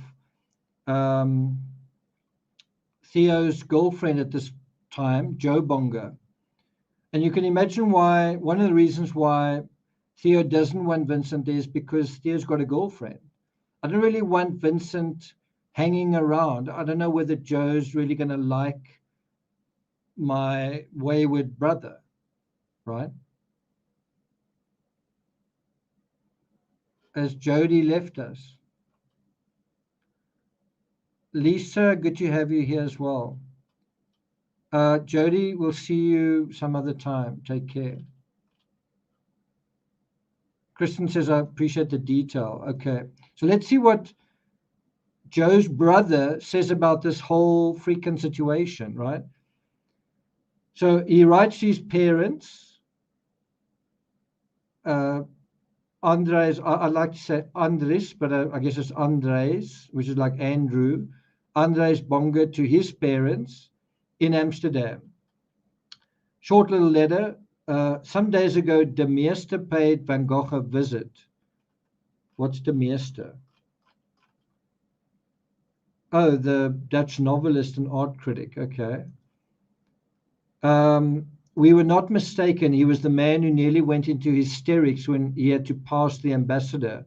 Van Gogh let him speak freely. I think there's no better way to form an opinion of a man whom one has never met than by letting him talk. What do you think that's a flattering portrait? Did I write you that Van Gogh's brother, who's studying to be a painter, has arrived here? The consequences will be that we shall not see much of Van Gogh in the future, for they are having their meals together in their neighborhood. His mother and sisters are leaving Newnan for Breda shortly. So he's basically saying the consequence of Vincent being around is that we're not going to see Theo much because he's now got to eat with his brother. So Andres isn't terribly happy with the situation. And then we go to June via Joe's brother. Did I tell you that Van Gogh has moved to Montmartre? This is obviously a reference to Theo. They now have a big, spacious apartment by Parisian standards and their own household. They're now keeping their own cook in optima forma. Wow, so they're not doing too badly. Theo is still looking frightfully ill. So that's something we didn't really realize, is that both brothers are quite sick. And I think the same question we asked earlier,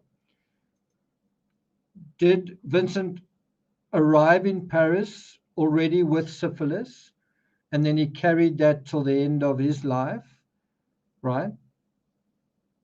Into the asylum and beyond. And by the same token, did Theo have syphilis before his brother even arrived? And the answer seems to be yes, that both Van Gogh brothers have been parting up a storm because they're single dudes in their 30s and they're the sons of a pastor, and they seem to be sowing their wild oats, making up for a very conservative youth, I guess, right? And so look at what he says. He literally has no face left at all. So it's not just Vincent that is incredibly sick, losing his teeth. Even his brother's not doing terribly well. That poor fellow has many cares. Moreover, his brother is making life rather a burden to him. So as early as June, there's evidence that Vincent is pissing off Theo, who's sick as it is. And Theo is trying to kind of have a relationship with this girl that he's met. And Vincent reproaches Theo with all kinds of things of which he's quite innocent. So Vincent is accusing Theo of this and that and the next thing. For a long time, he has no news of his sister Lisa. Right? It now appears that Theo's brother has come to stay. For the next 3 years at least, he's going to work in the painter Corman's studio. I think I told you last summer what a queer life this brother has led. So just like from it's really interesting getting this view from a contemporary that Vincent's an oddball. He's hard to live with, even for the people who love him. The man hasn't the slightest notion of social conditions, which I think is another way of saying he's socially awkward. He's always quarreling with everybody, right? Now, again, do you think that could lead to someone cutting off his ear in exasperation? Not Vincent cutting off his own ear, but him arguing with someone the way that he was writing all of these letters to Theo. Do you think that could lead to someone lashing out in anger? Do you think him quarreling with someone in Orvez could have led to him being shot? Like, get the hell out of here, stop doing, and then being shot. What do you think? So can you see how these letters are really, really insightful? Instead of getting to know Vincent through Vincent, we're also now getting to know Vincent through somebody else. Another Vincent, a Vincent that is hard to live with.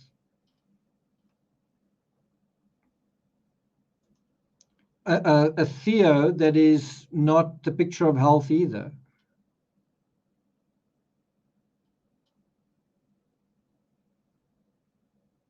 Yeah, that is exactly it.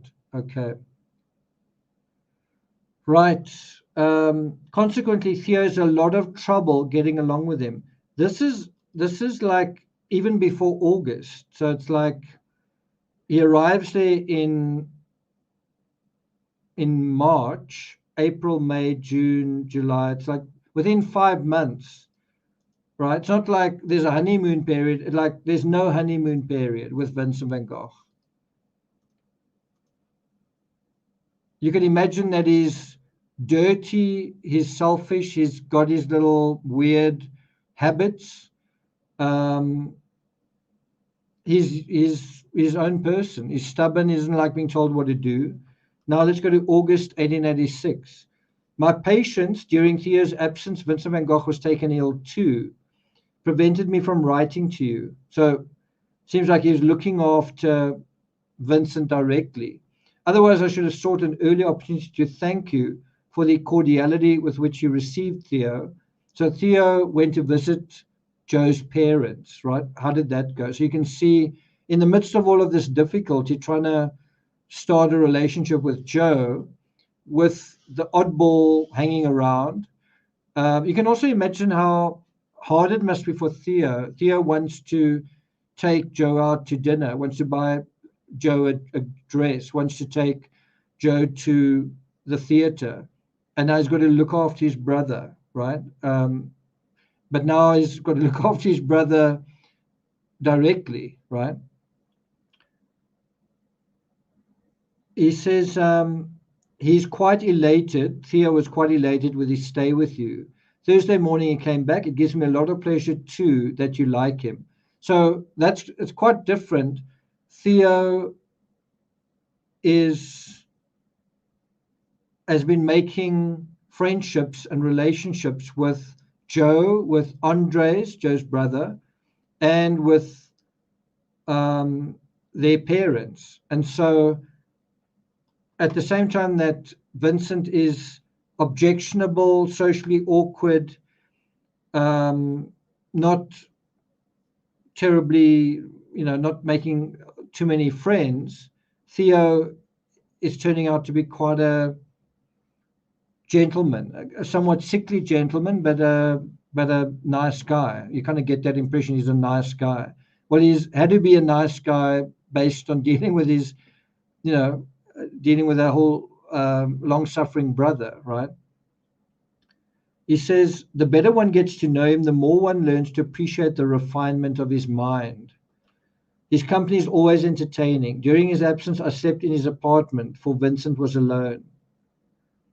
So these are all compliments for Theo, that he's got a refined mind, he's entertaining. But then he says, it is settled that in the future I'm going to have my dinners at the Van Goghs. It is true that it takes a lot of time, for he's living in Montmartre, and consequently the evenings will be quite lost, but it is more pleasant for both of us. We always have subjects enough to discuss, the three of us. you kind of get the idea that they are getting along as a trio a little bit better at this point. February 18th, 1887. See how time has flown.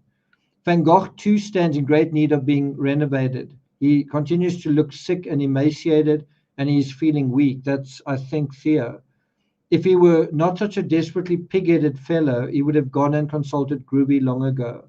So you kind of get the idea that Andres is a practical Dutch dude. He tells it like it is, right? At this point, Vincent is 33 years old. So let's see what the next letter is. August 1886, from Vincent to Theo, even though he's in Paris. So we've jumped now from 1 March to August 1886. And all of these letters are few and far between, right? He says, Dear Theo, this morning we got your letter. We think that it is already something that you have broached the subject and broken the ice as you have spoken about it with the Hollandsche Heren, the Dutch gentleman. And I do not think that my something was wrong. I myself see that in the future. As to the immediate present, you'll remember that I said to you, meet with a refusal this time if necessary, but then in any case, the subject is broached. And then there will have to follow a second trip to Holland by Bonga and you together. So this is Vincent referring to Bonga. I think that's Andres. I'm not sure if it's Joe. For the time being, there is every reason to stay with Father Pangloss. Everything is for the best in the best of worlds. You kind of get the feeling that Vincent has got to somehow manage Theo and the relationship he's in order for him to get what he wants. You kind of get that impression. But old fella, the solution to the S problem, which you mentioned in today's letter, namely either she gets out or I get out, would be very succinct and if efficacious if it were practical.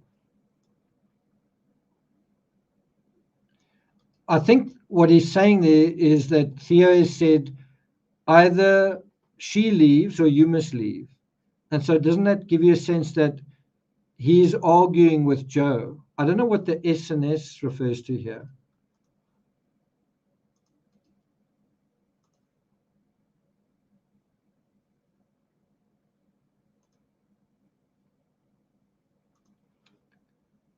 Do you get the sense that we feel like we've missed something because there haven't been letter after letter after letter? So something has gone on and things aren't looking terribly good. It's not a very happy letter.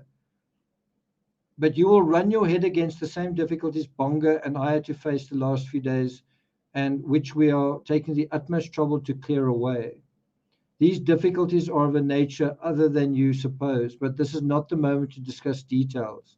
We shall tell you about it as soon as you get back. So the impression I kind of get is that isn't this when he went to visit Joe's parents? And now he's writing to his brother while he's at the apartment, and I think Andres is in the apartment, and they are actually seem to be arguing. Anyway, that you are not suited to S and S is not suited to you is, I think, incontrovertible. I really don't know what that's about. S. Is S a kind of a nickname for Joe? I don't know. It would be a good thing if you accepted the idea that the affair cannot be settled in the way you propose. By treating her harshly, you would immediately drive her to suicide or insanity. Or is he, I don't know, is it somebody else? And the repercussions on you would be sad indeed and leave you a broken man. Now, can you see here, he's actually saying to his brother that if someone that he knows commits suicide, that would leave him a broken man. So why on earth would he commit suicide? Do you see that? No, I think Theo went to visit Joe's parents. That's the impression I get. And there's been some arguing while he's been away. Anyway, so no catastrophes, please. Well, I told Bongo what I told you, namely that you should try and pass her on to someone else. Oh, so I think Bonga is Joe. He says, what an awful thing for a brother to do. He says, I told Joe what I told you, namely that you should try and pass her on to somebody else. And I told him more explicitly what my feelings on the subject are, that an amicable arrangement, which would seem obvious, could be reached by your passing her on to me. What?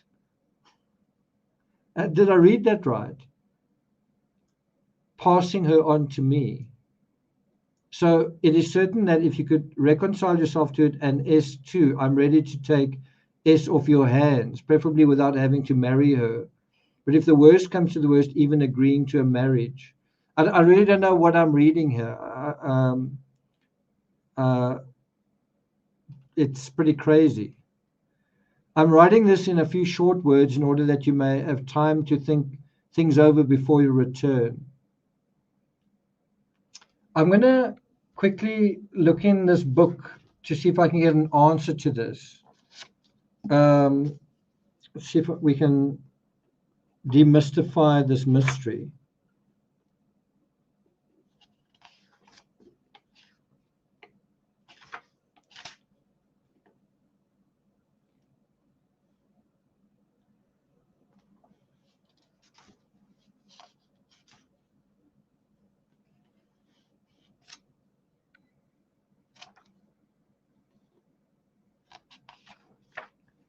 Doesn't even seem to be in here. This is Paris, September, October 1886.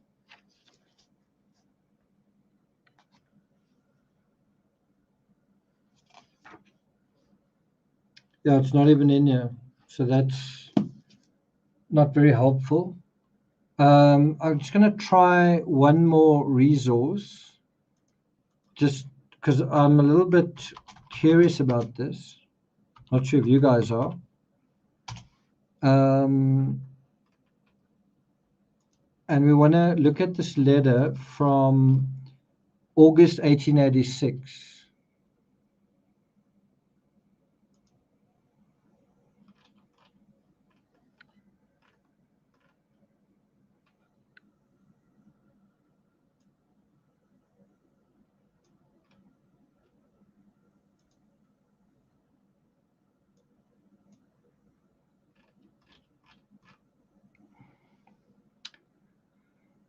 Okay, let's have a look.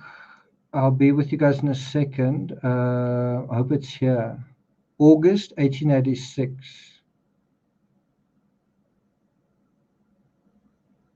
I think this is it. Let's see if we can shed some light on this. Vincent van Gogh and Andries Bonga to Theo.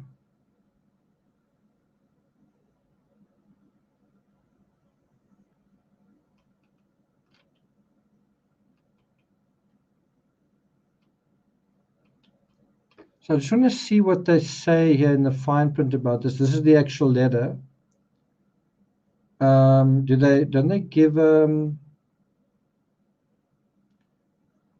give some explanation here? So can you guys see? Oh, sorry. Okay, let's pull this up. Okay, so I'll put a link in here so that you guys can follow what I'm looking at if you want to.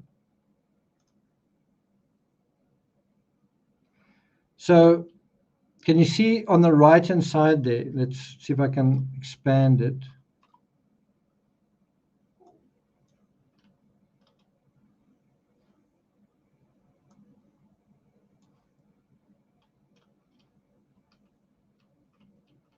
Okay, I can't really expand it the way I want to. Anyway, let me just read this. Theo is in the Netherlands, but we do not know the precise dates of his trip. In any event, so we were right about that. The visit took place in August. He returned to Paris on the 26th of August. Theo usually had 2 weeks holiday starting at the weekend. This would mean that he could not have set out any earlier than the weekend of 14 August. Since his letter from the Netherlands arrived in Paris this morning and he was able to report on conversations he had had, at least a few days of his stay must already have elapsed. it says Vincent and Andries Bonga both wrote to Theo. Bonga read Vincent's letter and referred to its contents in his own letter written on the same sheet. I really don't know who S is. So yeah, it actually says girlfriend of Theo in Paris. Click to search. Okay.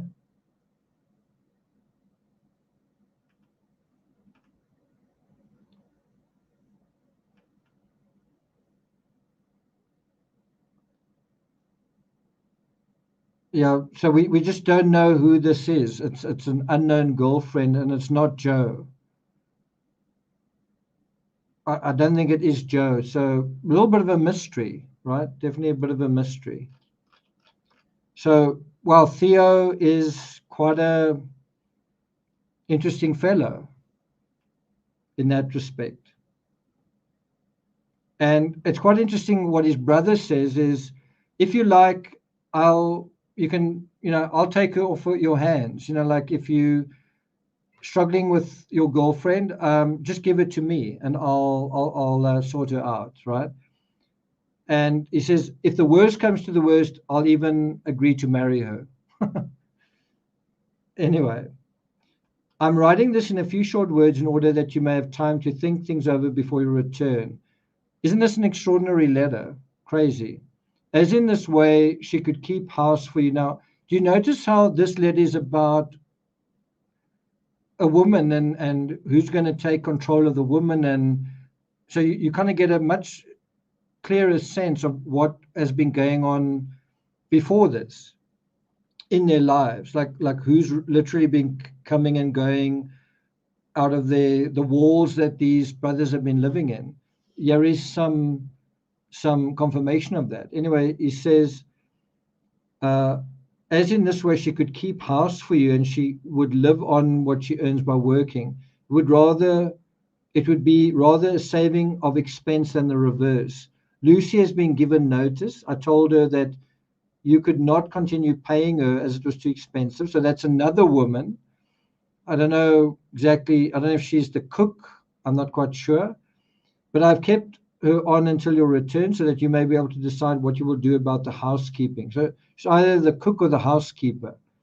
And in case the decision cannot be arrived. Now, what's quite interesting is he refers to Lucy by name, but he keeps referring to this other lady just by an initial. Why is that? Why does he only do that? Is it because she's married? Is it because she's why? It's quite interesting. Anyway, he goes on to say, it may be desirable to let the housekeeping go on the same footing as far as Lucy's concerned until you have decided what to do with S. Now, if I understand this correctly, he's going to the Netherlands to meet Joe's parents to basically say, hi, I'm Theo, I'm a good guy. Meanwhile, his other girlfriend is causing trouble for Vincent back home, and Vincent saying, dude, I know what you need to do, so if you like, I'll take it off your hands. I'll sort out all the drama, don't worry. And somehow even Joe's brother seems to be aware of this situation somehow. Anyway, he says, if you could agree with this arrangement, the first consequence, as I see it, would be that you would feel a free man. Yeah. And your own engagement would become keep courage and be calm. So he's saying, Theo, I'm going to help you here. I will take your girlfriend and then your engagement will all be taken care of. I'm here to help you, Theo. Keep courage and be calm. How does that thing say? Stay calm and blah, blah, blah. As for my work, I painted the pendant of those flowers which you have, a branch of white lilies, white, pink, green against black, something like black Japanese lacquer inlaid with mother of pearl, which then a bunch of orange tiger lilies against a blue background, then a bunch of dahlias against a yellow background. Do you think Theo really wants to hear about this? I don't know, it's just quite crazy. And red gladioli in a blue vase against a light yellow. I've read Bel Ami by Guy de Maupassant. I'd like to know a little about what that's about. It's the second novel by a French author, History of a Scoundrel. That's what he's reading, History of a Scoundrel. So let's put this over here. There it is. It appeared, a novel that first appeared in 1903, the English translation, but it was first published 1885. So it's a relatively new book, came out the previous year. It chronicles journalists' corrupt rise to power from a poor former cavalry soldier, non-commissioned officer. He manipulates a series of powerful, intelligent, and wealthy women. That's what Van Gogh's reading. The novel is set in Paris in the upper middle class environment. After working for 6 months as a clerk, can you guys see this? He has an encounter with his former comrade. He starts a career as a journalist. He gradually climbs his way up to chief editor. Duroy initially owes his success to Forrester's wife, Madeleine, who helps him write his first articles. She adds something to his articles to make them better. She uses her connections among leading politicians to provide him with behind-the-scenes information, which allows him to become actively involved in politics. Duroy becomes the lover of Forestier's friend, Mademoiselle de Marelle, another influential. So she's an influencer. Duroy later tries to seduce Madeleine Forrester too, but she repulses Duroy's sexual advances and offers that they remain friends without ulterior motives. This is what Van Gogh's reading. I mean, do you think he's reading it because he wants to live it? Then his health deteriorates and he travels to the south of France. Does that ring a bell? He receives a letter from Madeleine imploring him to join her and help her bear the last moments of her husband's life. When Forestier dies, Duroy asks Madeleine to marry him. After a few weeks, she agrees. Georges now signs his articles Duroy in order to add prestige to his name. The married couple travels to Normandy and they meet his peasant parents. Does that kind of ring a bell?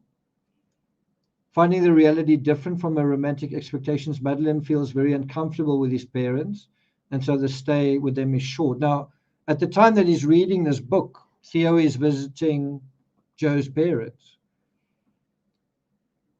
In the newspaper office, Duroy is ridiculed for having his articles written by his wife. His newspaper colleagues call him Forestier, which angers Georges, and he becomes heavily jealous of Madeleine, insisting that she admit having been unfaithful, but she never does. And because he feels jealous and insecure, he starts an affair with Mademoiselle Walter, the wife of the owner of the newspaper. So quite a lot of debauchery going on. They talk about the roaring 50s. This feels like the roaring 1880s, doesn't it? I think Madonna would have felt like not sexy enough for this era, possibly. I'm just joking. He enjoys the conquest as he's her first extramarital lover, but he regrets his decision. He can't get rid of her. This is what Van Gogh's reading. It gives you an idea of, what's going on. There's more adultery, which is a crime punishable under the law. Duroy uses the police as witnesses of his wife's adultery to facilitate their divorce. He doesn't have her arrested, even though the police say we can. In the last two chapters, Duroy's ascent to power continues. He's now a single dude. He makes use of his chief's daughter's infatuation with him, right? So can you see there's a thing going on, older dude and sort of younger girl kind of going on, right? And that is the supposition I've suggested took place between Vincent and Dr. Gachet's daughter. This is the kind of thing he's reading about. So surely it is crossing his mind, right? And so in the story, he arranges an elopement with the chief's daughter. The parents then have no other choice but to grant their assent to the marriage. The last chapter shows Duroy savoring his success at the wedding ceremony at which all those who figured prominently in society are present. If you think about it, this is the story of a womanizer, isn't it? So if I was writing a book about Van Gogh, I would also write about the books that he's reading that are about um, loose women who are the central character, because some of the books are about women as the principal characters, and then others are about womanizing men, right?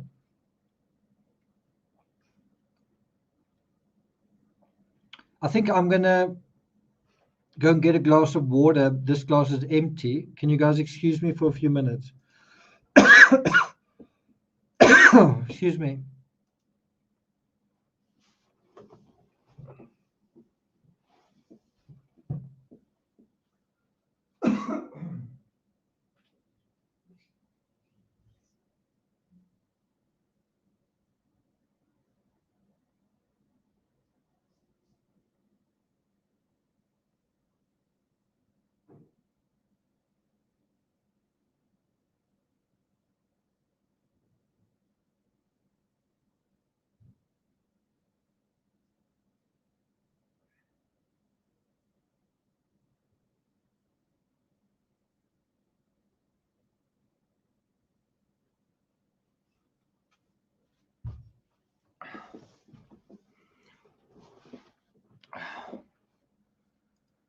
Do you guys agree that this episode 39 is one of the most shocking, startling, surprising? And why is that? Well, because of the woman that we're getting to meet for the first time in the story. It's like we've suspected that there are women moving in the background. Well, now they are like coming out to the foreground. And we see just to what extent, not only with Vincent, but his brother, to what extent women are part of their story. And I think I've always wanted to write a book, The Mistresses of Vincent van Gogh, right? I mean, I've always wanted to write a book since I wrote this book,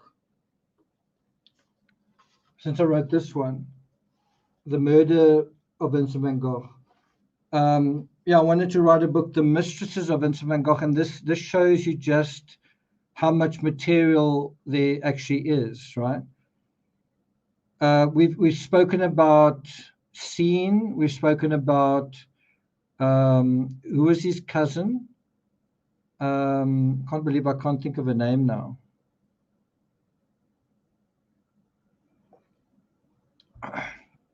Who was Vincent's cousin? And then he also had a relationship with his neighbor.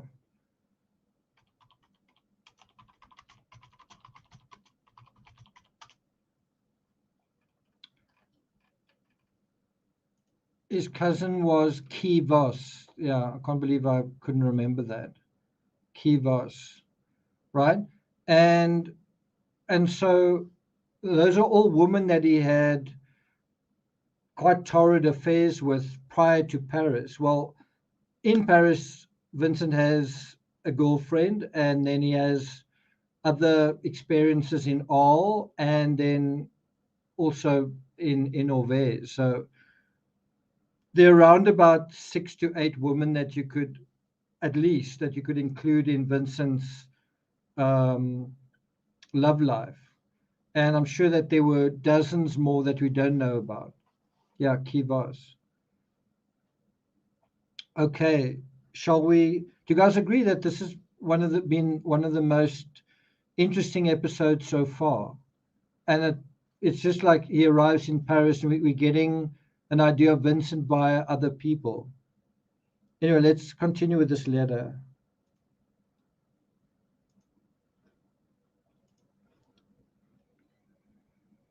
Okay. Do you know that Bonga is sleeping here as well as S? Just, I can't believe how crazy this is.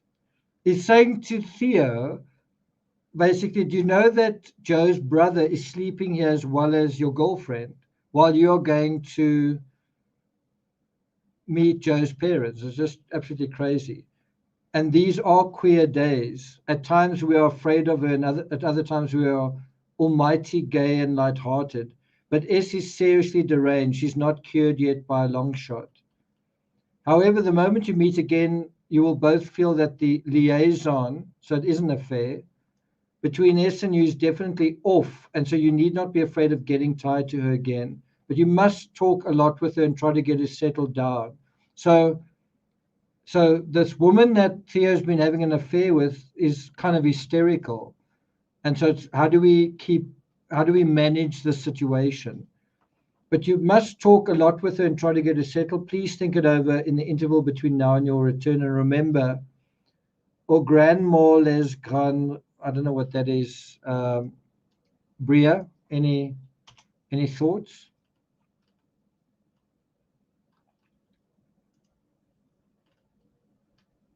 It means that we should not be afraid to use an extreme remedy when we face an extremely important problem.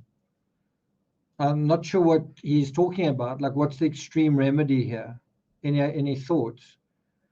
Bonga is sure to add something to this letter if he does not write to you directly from his office. Now, what makes this even crazier is that it's not like Vincent's writing to his brother uh, in secret. Even Joe's brother knows about kind of what's going on. Anyway, Bonga is sure to add something. I quite agree to the exchange for 2 watercolors.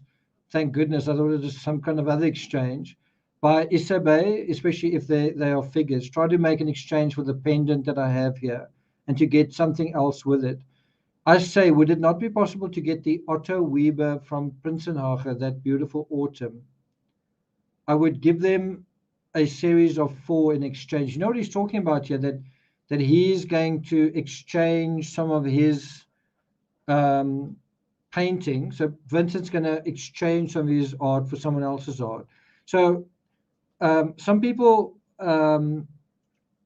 will say correctly that Van Gogh never sold, or he only sold 1 picture, but he did actually sometimes trade his art with another artist's art, and he would also sometimes get accommodation or get something. He would get some traded good for his art as well. For example, the treatment he received from Dr. Gachet, his paintings were regarded as payment for that. So it's not as though his art was completely and absolutely worthless. So I just want to play a quick thing from Painted with Words from the BBC, that documentary that deals with this exact thing. He hasn't yet sold any paintings for money, but exchanges his work for other paintings. To give you an example, hardly a day passes without him being invited to visit the studios of painters of repute. So there you have it. So there's a kind of a currency going on where artists give one another their artworks. And as I say, that would also go on to certain other things as well. Or people come to him. Vincent, who was socially awkward, had little appetite for these gatherings or for the competitive environment it fostered.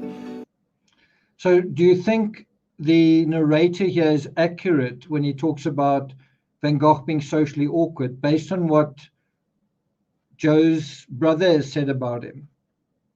But there was one artist who, like him, stood out from the crowd. His name was Paul Gauguin. So we're going to deal with Paul in the fullness of time, but bear in mind, Paul Gauguin comes into the scene in Paris. So it's a very important friendship. It's basically the only friendship that Vincent manages to develop, and you could argue that it's not really a true friendship anyway, because Vincent always seems to be dependent on Paul Gauguin, right?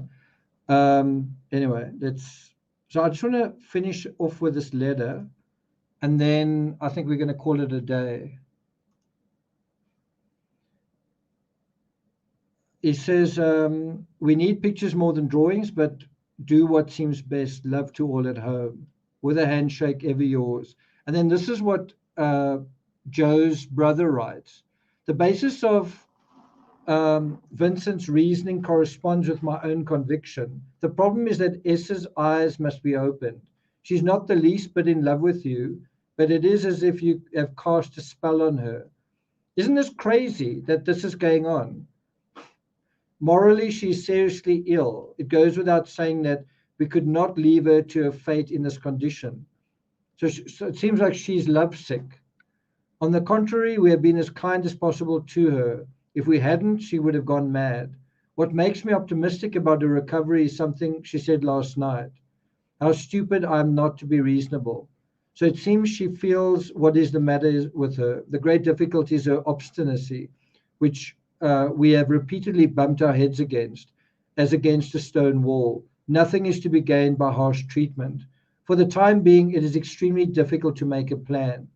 Vincent is impractical as far as I can see. I think he means Vincent becoming a new boyfriend is impractical.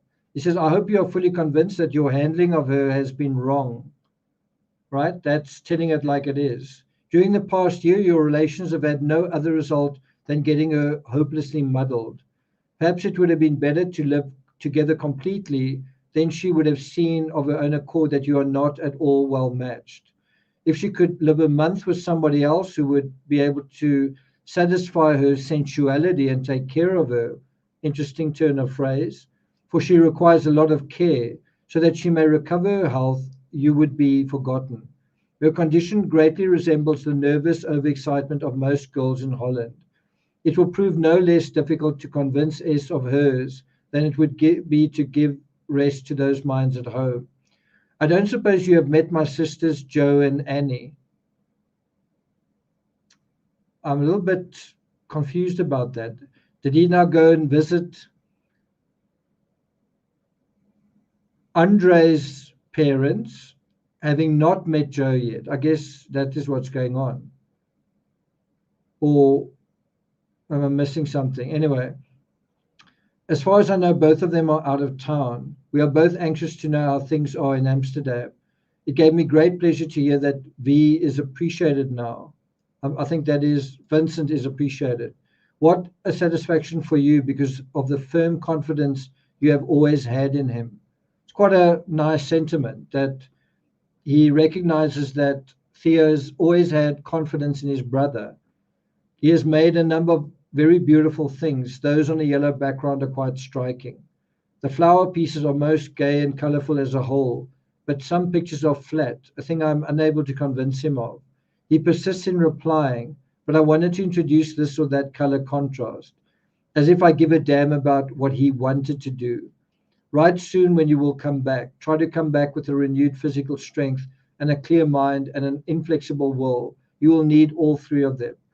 For the matter, the situation is not at all hopeless, though it is precarious. I guess that's her name, Spijker. She's recovering very slowly. Remember me to your family and believe that I am with all my heart, your friend Bonga. So it does make you wonder, has Theo actually met Joe at this point?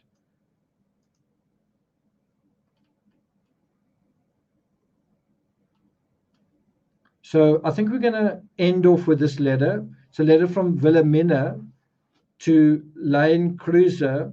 So from Vincent's sister to somebody else. A Dutch, it's probably Lene Kruiser.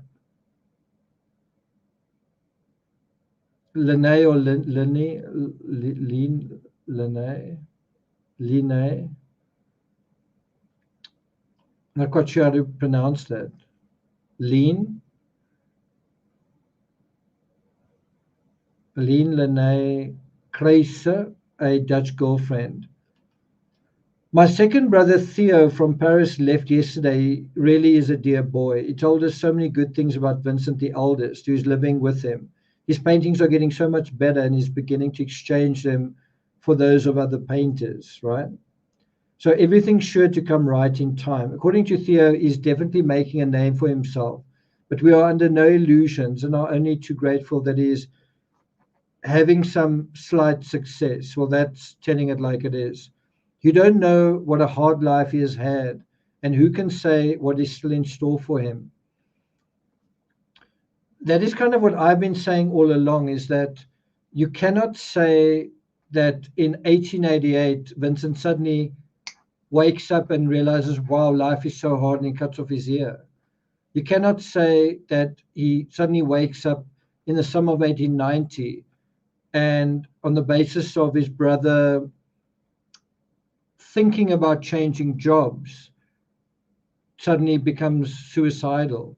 He's had a hard life his entire life, much harder at times than the years that he's about to face. I would say that probably the toughest period in his whole life is the year in the asylum. So why doesn't he commit suicide then, right?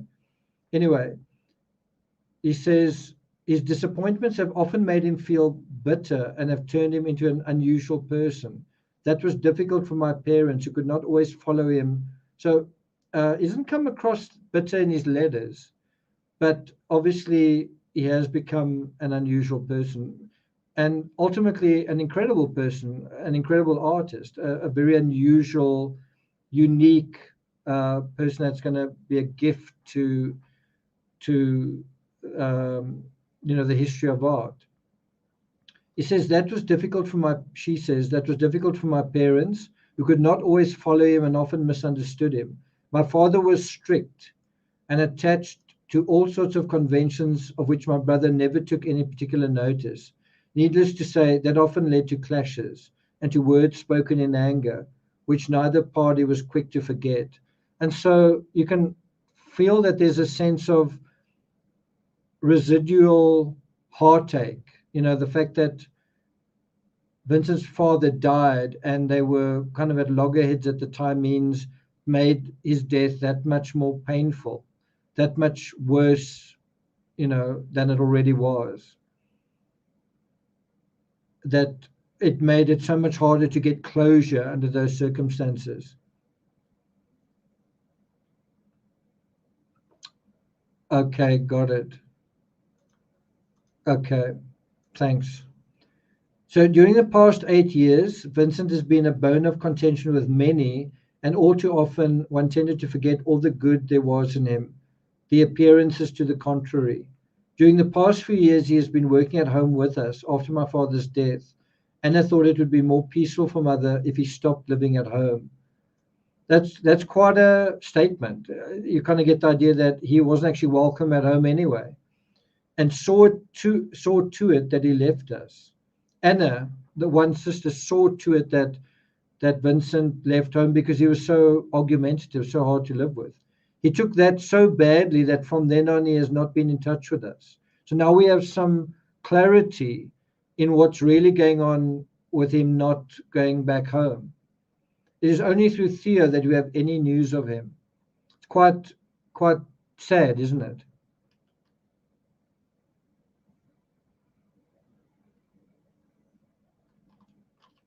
Okay.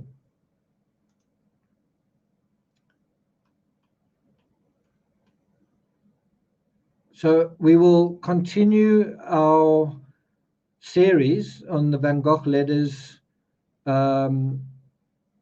with this letter, October 1886, from Vincent.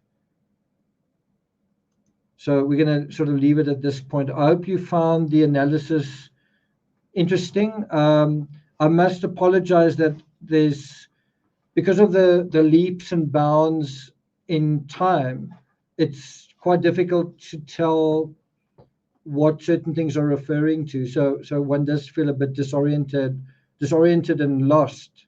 I'm also not that au fait with Theo and Joe's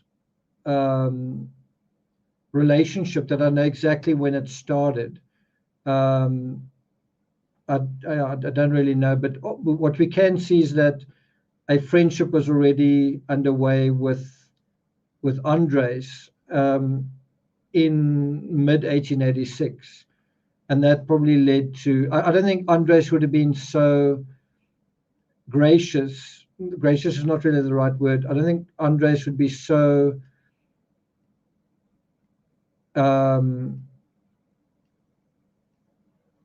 casual about what is going on if Theo was seeing his sister at that time. It didn't really make sense, right?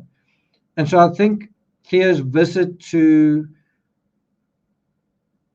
Andre's parents was simply a kind of a gesture of goodwill. It wasn't because he already knew Joe, but I think meeting his parents meant that he may have met Joe. Who knows? Miami Lifestyle says, I'm learning so much. Thanks a lot. Thanks, Mel.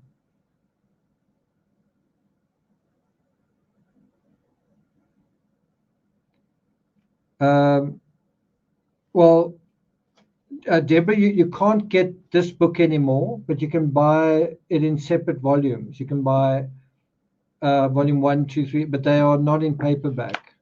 So that's the situation.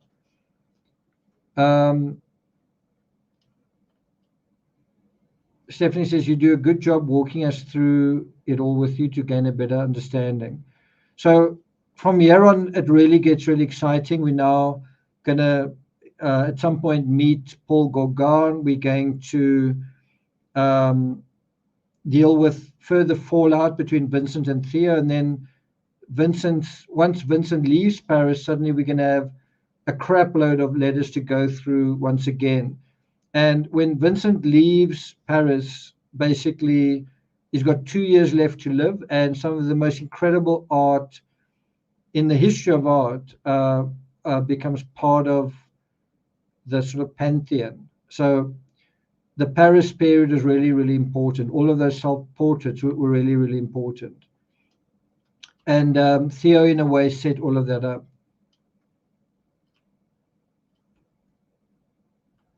Bria, I'm really glad you joined us. Thanks very much. We hope you're doing okay.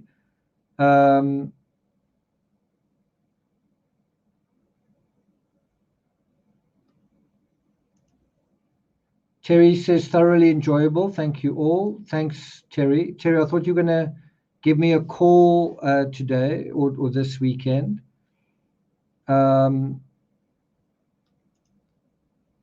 Maureen says, I love this chat. I'm looking forward to starting from the beginning. I arrived late and was interrupted. Thanks, Nick. Fascinating story. To go to the beginning, you're going to have to go to the True Crime Rocket Science channel, but just go to the playlist there. I think I can maybe find it for you. I don't know, Stephanie, can you maybe find the playlist on the TCRS just so that Maureen can continue her journey? Let's have a look at the poll. Without Googling it, where is the Starry Night painting right now? 10% say London, 31% say New York, 23% say Amsterdam, 35%, most of you, say Paris. Well, what is the answer? What's the answer? The answer is New York. Quite something. That the Metropolitan Museum of Modern Art owns one of the most important, one of the most famous artworks in the world. Wouldn't you like to see it? Is anyone here who has seen in person Starry Night? Link to my brother. Well, this is one link.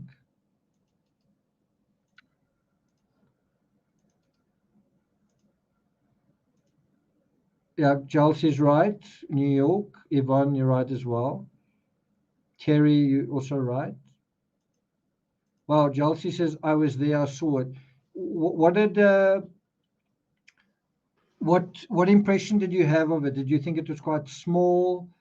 Did it move you? Was there a lot of interest? Did you see lots of people taking photos of it? What is your impression? Kathy says I would like to see it maybe one day soon.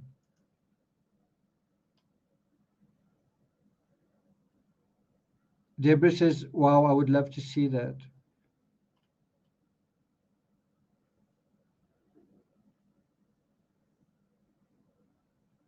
Oh, let me make you a mod, Stephanie. Let's see if I can quickly do that.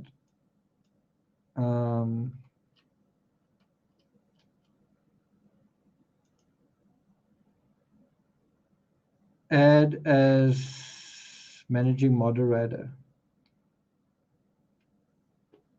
Yvonne, I'm going to also make you a mod. Anyone else want to be a mod? Not that anything needs to be moderated here. Does anyone else want to be a mod?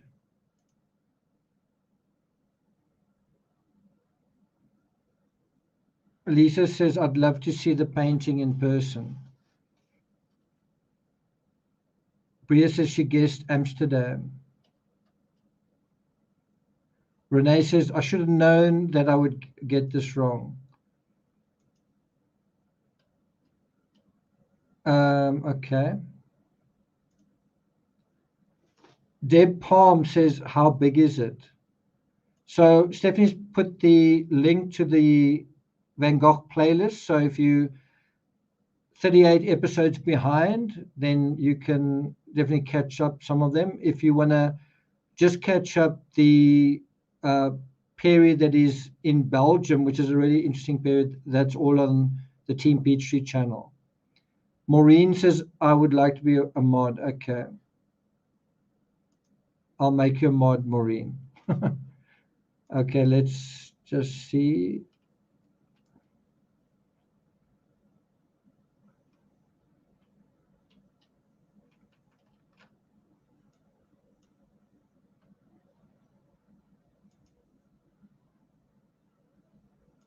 Okay. We've only got 623 subscribers, so we don't really need too many mods at this point. Okay, Chelsea, I'll make you a mod as well, but we can't have everyone being mods at this point. So if I don't add anyone else, please don't be upset.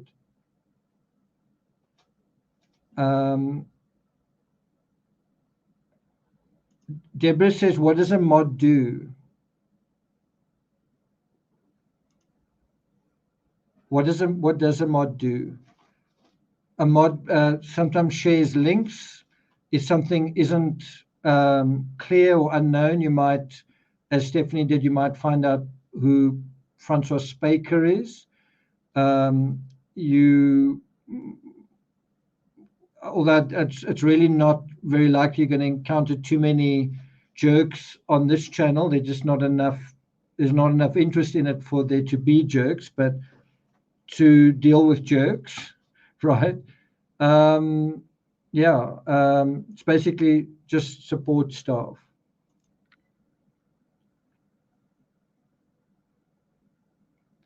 I thought I added Yvonne. Didn't I already add you?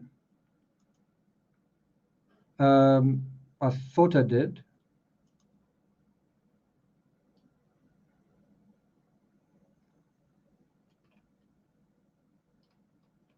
Yeah, keep it kind. That's really it.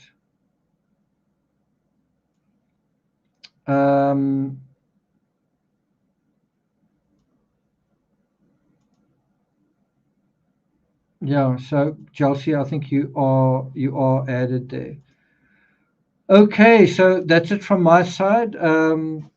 We will continue with this letter from October 1886. And we've kind of not got that many Van Gogh letters left. I'm going to stop the series when we get to Saint-Remy, and from after Saint-Remy, it'll kind of be a separate series. It will still be Van Gogh letters, but it'll be slightly different. I might call it the Starry Night series or whatever. We'll see.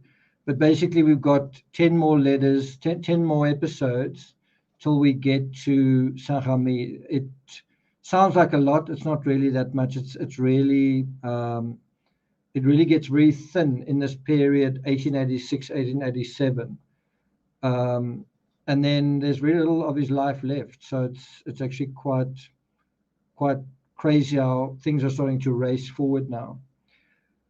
Yeah, is a lot to look forward to. Okay, so I hope I can over the next couple of days and weeks provide you with some color, some background, some behind the scenes into the Van Gogh story. So I will try to do that. Thanks everyone for being here. If you haven't seen the video I put up on the True Crime Rocket Science channel on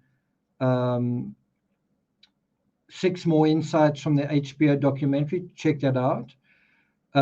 If you know people who are interested in this sort of thing, art, Van Gogh, might be someone studying art, it might be, I don't know, a family member, please share this either via WhatsApp or onto their social media or whatever it is.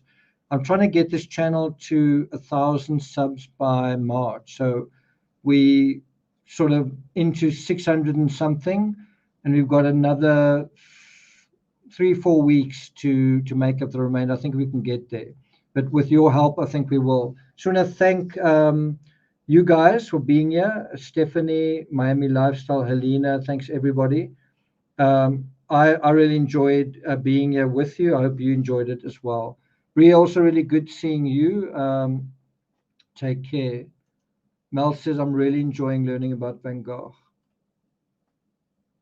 Cool. Tani, I'm enjoying your comments and your interest as well. Deborah, I will give Tammy a hug. Take care. Take care. Mel says, I really love this channel. Cool. Terry says, Nick, will you get to see Starry Night? That's the question. Will I? Will you? Will we? We'll see. Thanks, guys. All the best. Enjoy the rest of your Sunday, and I'll see you guys next time. Ciao. Keep weaving.